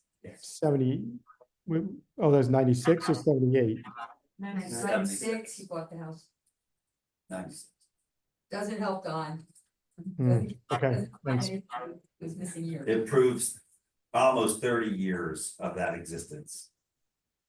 Right, but We're that- looking for but- 50. But we've already been said that that. Well, That's not, we don't have that evidence, we can't use that. Well, you can in a reasonable inference, not in If you an wish to absolute choose to fact. infer, yeah, not in an absolute fact, I suppose, only. Attorney. So we have Sorry. a Close, motion. motion to close, Yes. second, Second. thank you. All in favor of closing? Sorry, Alan, I'm speaking for you. Aye. Right, okay, so we can go back to our deliberations. Anybody else, anybody online other than Don have any question, anything to add for the discussion? Discussion, thank you. No, Hannah, nothing, okay, anybody else here? Melissa, did you? I answered one of Shuffle. my, You yeah, I got shuffled the- through, I answered one of my own questions, and I Okay. guess I'm struggling with. Yeah. Oh, okay. All right. Well, are we in a position that anybody feels that they can make a motion to? We have to, Make a we're motion looking to to. deny the request to keep this as a poor family due to lack of substantial credible evidence and there was another reason, I guess, I think of it all, but I don't think that they satisfied the requirements under the law and the satisfaction of the board, because everybody's vacillating all over the place. I'm the only one who feels firmly about this, so I'll make that motion. Okay. Anybody second that? I'll second it. Okay, so we have a motion. Can I just confirm the language of the motion? It's a motion, we're asking for a certificate of non-conformity. And the motion is to deny the certificate of non-conformity. Correct. Yes, I would think basically because the board has found that the structure, the non-conforming structure did not predate, there wasn't a showing that the non-conforming structure predated the date of, the effective date of October 16, 1972. Correct. Okay. Then we vote on that basis. And the vote is in Unless anybody and the has vote is in A the, yes will deny the application. All right, there's been a motion to put forth that for the board to decide to deny certificate of non-conformity based upon the fact that it did not predate the effective date of October 16, 1972. Is that seconded? Yes. Yes, fine. Okay, so a yes vote would be to deny the application, Right. consistent with the So motion. then if it fails, then somebody can make a motion in favor of the applicant, but that's the motion as it stands and it has to be completed. The vote prior to allowing another motion. The roll call. Well, is there any more discussion? I mean, I don't know. Well, so we voted. we didn't have discussion after, usually, we used to only do discussion After a motion. after a motion and second, never before. That was your point. Yeah, that was my point earlier. Well, you should have done the conclusion, so you've made your, put your decision into effect, but if you want to discuss it, then. I didn't know what. I agree with you. If there's no more discussion, then there's been a resolution and it's been seconded. A motion. That's why I need a motion. It's getting late. And this I is know, I agree. this is a yes denies Correct. and a no says they did. Don't agree with We the, do have reasonable Don't agree with inference. the motion. So And for discussion purposes, if it's a if we vote yes, what happens to the current current residents in the apartment? Does it do they remain until such time? Well, if the attorney and the applicant then appeal or they put in for a use variance or whatever, they stay until this is concluded, I suppose. There would definitely be an eviction at some time, there would have to be. At some But point. that would come further down. But this vote would actually legalize it indefinitely, essentially, is what we're saying, because if we were to say no, then we're saying that was legal at 72, therefore it's legal from this day forward, Correct. right? Yes would indicate that it was illegal. Burden of proof was not met. Yes, but all or some of it was illegal. And as far as the evictions or what happens after, that's really would need to be worked out. That's really a separate issue. That's a separate, it's not part of this We shouldn't, application. I shouldn't be. Understood. Okay, thank you for the clarification. Motion is second, you can't comment. Sorry. Yes, please. Mayor Carroll, Yes. Ms. Swingle, Yes. Councilwoman Pissarro, Yes. Ms. Giffen, Yes. Mr. Hill, No. Mr. Cook, No, Ms. Weitzman, Yes. Mr. Eckel. Yes, yes. Okay, that's 5, yeah, sorry, 1, 2, 3, 6, yes, and 2 no's. Sorry. All right, thank you. We'll see you again.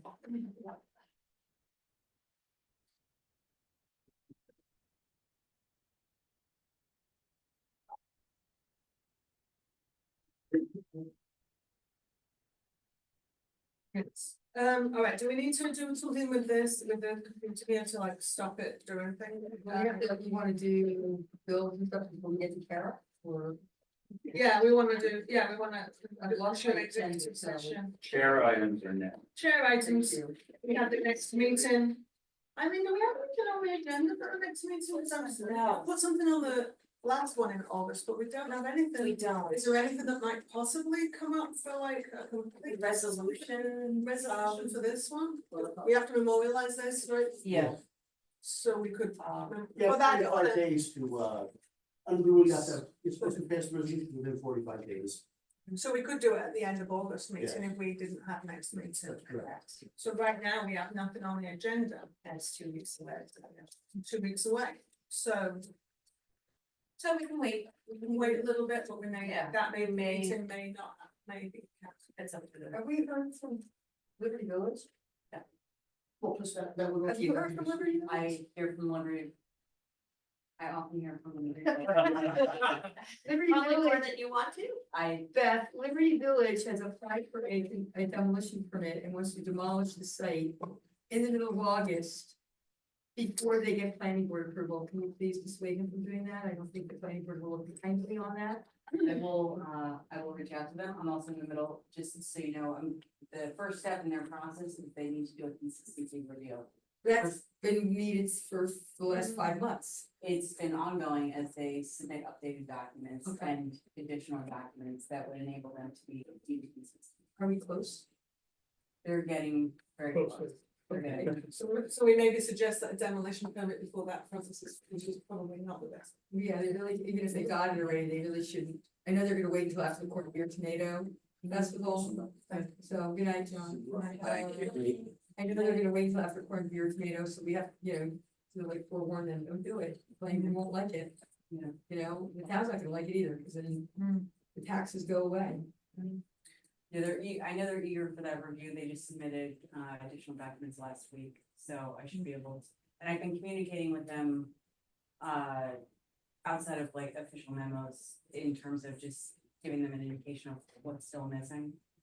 What I'm working on right now is I'm gonna put in writing regardless of how consistent they are. Can you light a fire, fire marshal told me today that come January 2025, I think you said January, but it's definitely 2025, but I think it's the first of the year. Hey. Required to have sprinkler systems in them. Hello, we better start building. They're gonna require. That's what that's what Fire Marshal Ken told me today. We were talking about sprinklers at T-Berries and he's told me that they were gonna make it to happen this year and they pushed it to next year, but I can't remember the date certain, but it was 2025. It might have been June, it could be July. It was a J month, so. That's That's gonna scroll a lot of. Sorry. What? I was just saying that's gonna throw a lot of performance for people. It's gonna screw up a lot and it's really expensive. It's really expensive, so. And I think these are probably council related issues too, right? Because until the planning board has an application before us, we're kind of not in control of a lot of these things at this point. Barbara, you were turned all the way up when you said that. Gosh, I'm so sorry. I'm so I'm sorry. ready for what you said. Well, we know we just got in trouble. Woo, yeah. All right, what did you say? We shouldn't discuss it here? Or? Well, I mean, we don't have an application before us yet. Certainly it's gonna come here. It has to come here as part of the redevelopment plan, but we really don't have much involvement or ability to say much of anything until that point. So that's just what I was saying. You know, Also for the record, Ellen, can we note that, I'm back. Mr. So is Dennis. Mr. Doshner is back in the dais. Yes, So and Mr. Mr. And Mr. Shobe is back. And on Ms. too. Kaczynski. And Ms. Kaczynski is. And made Mr. a- Galena left. we all. Clearly I am back. Loud and Good clear. evening. What the record show. All right, so we have nothing on the agenda for the 13th, the 20, I forget the date. 27th. 7th, thank you, is currently Joint the meeting. HPC joint, we'll hope that goes And, ahead. and you said also the historic element of the master plan. Yeah, doing the two things together. So can we do that notice all in one? I would imagine. Yeah. I'm gonna defer to Karen. Yeah, we'll work on that, Karen. Yeah. Right, Okay. perfect. All And right, September 10th would be the public hearing for the Plaza One application. yes. Right, that's what's coming up. Let Eileen know if you're not available for any of those meetings. Okay, and Dennis can let us know the HPC are available for the August 27th as well, please. All right, I don't have any other chair items, especially given the hour, so because we've got an executive session to do, so let's move on to item 11, the bills. They were I'll make a distributed. motion. Second.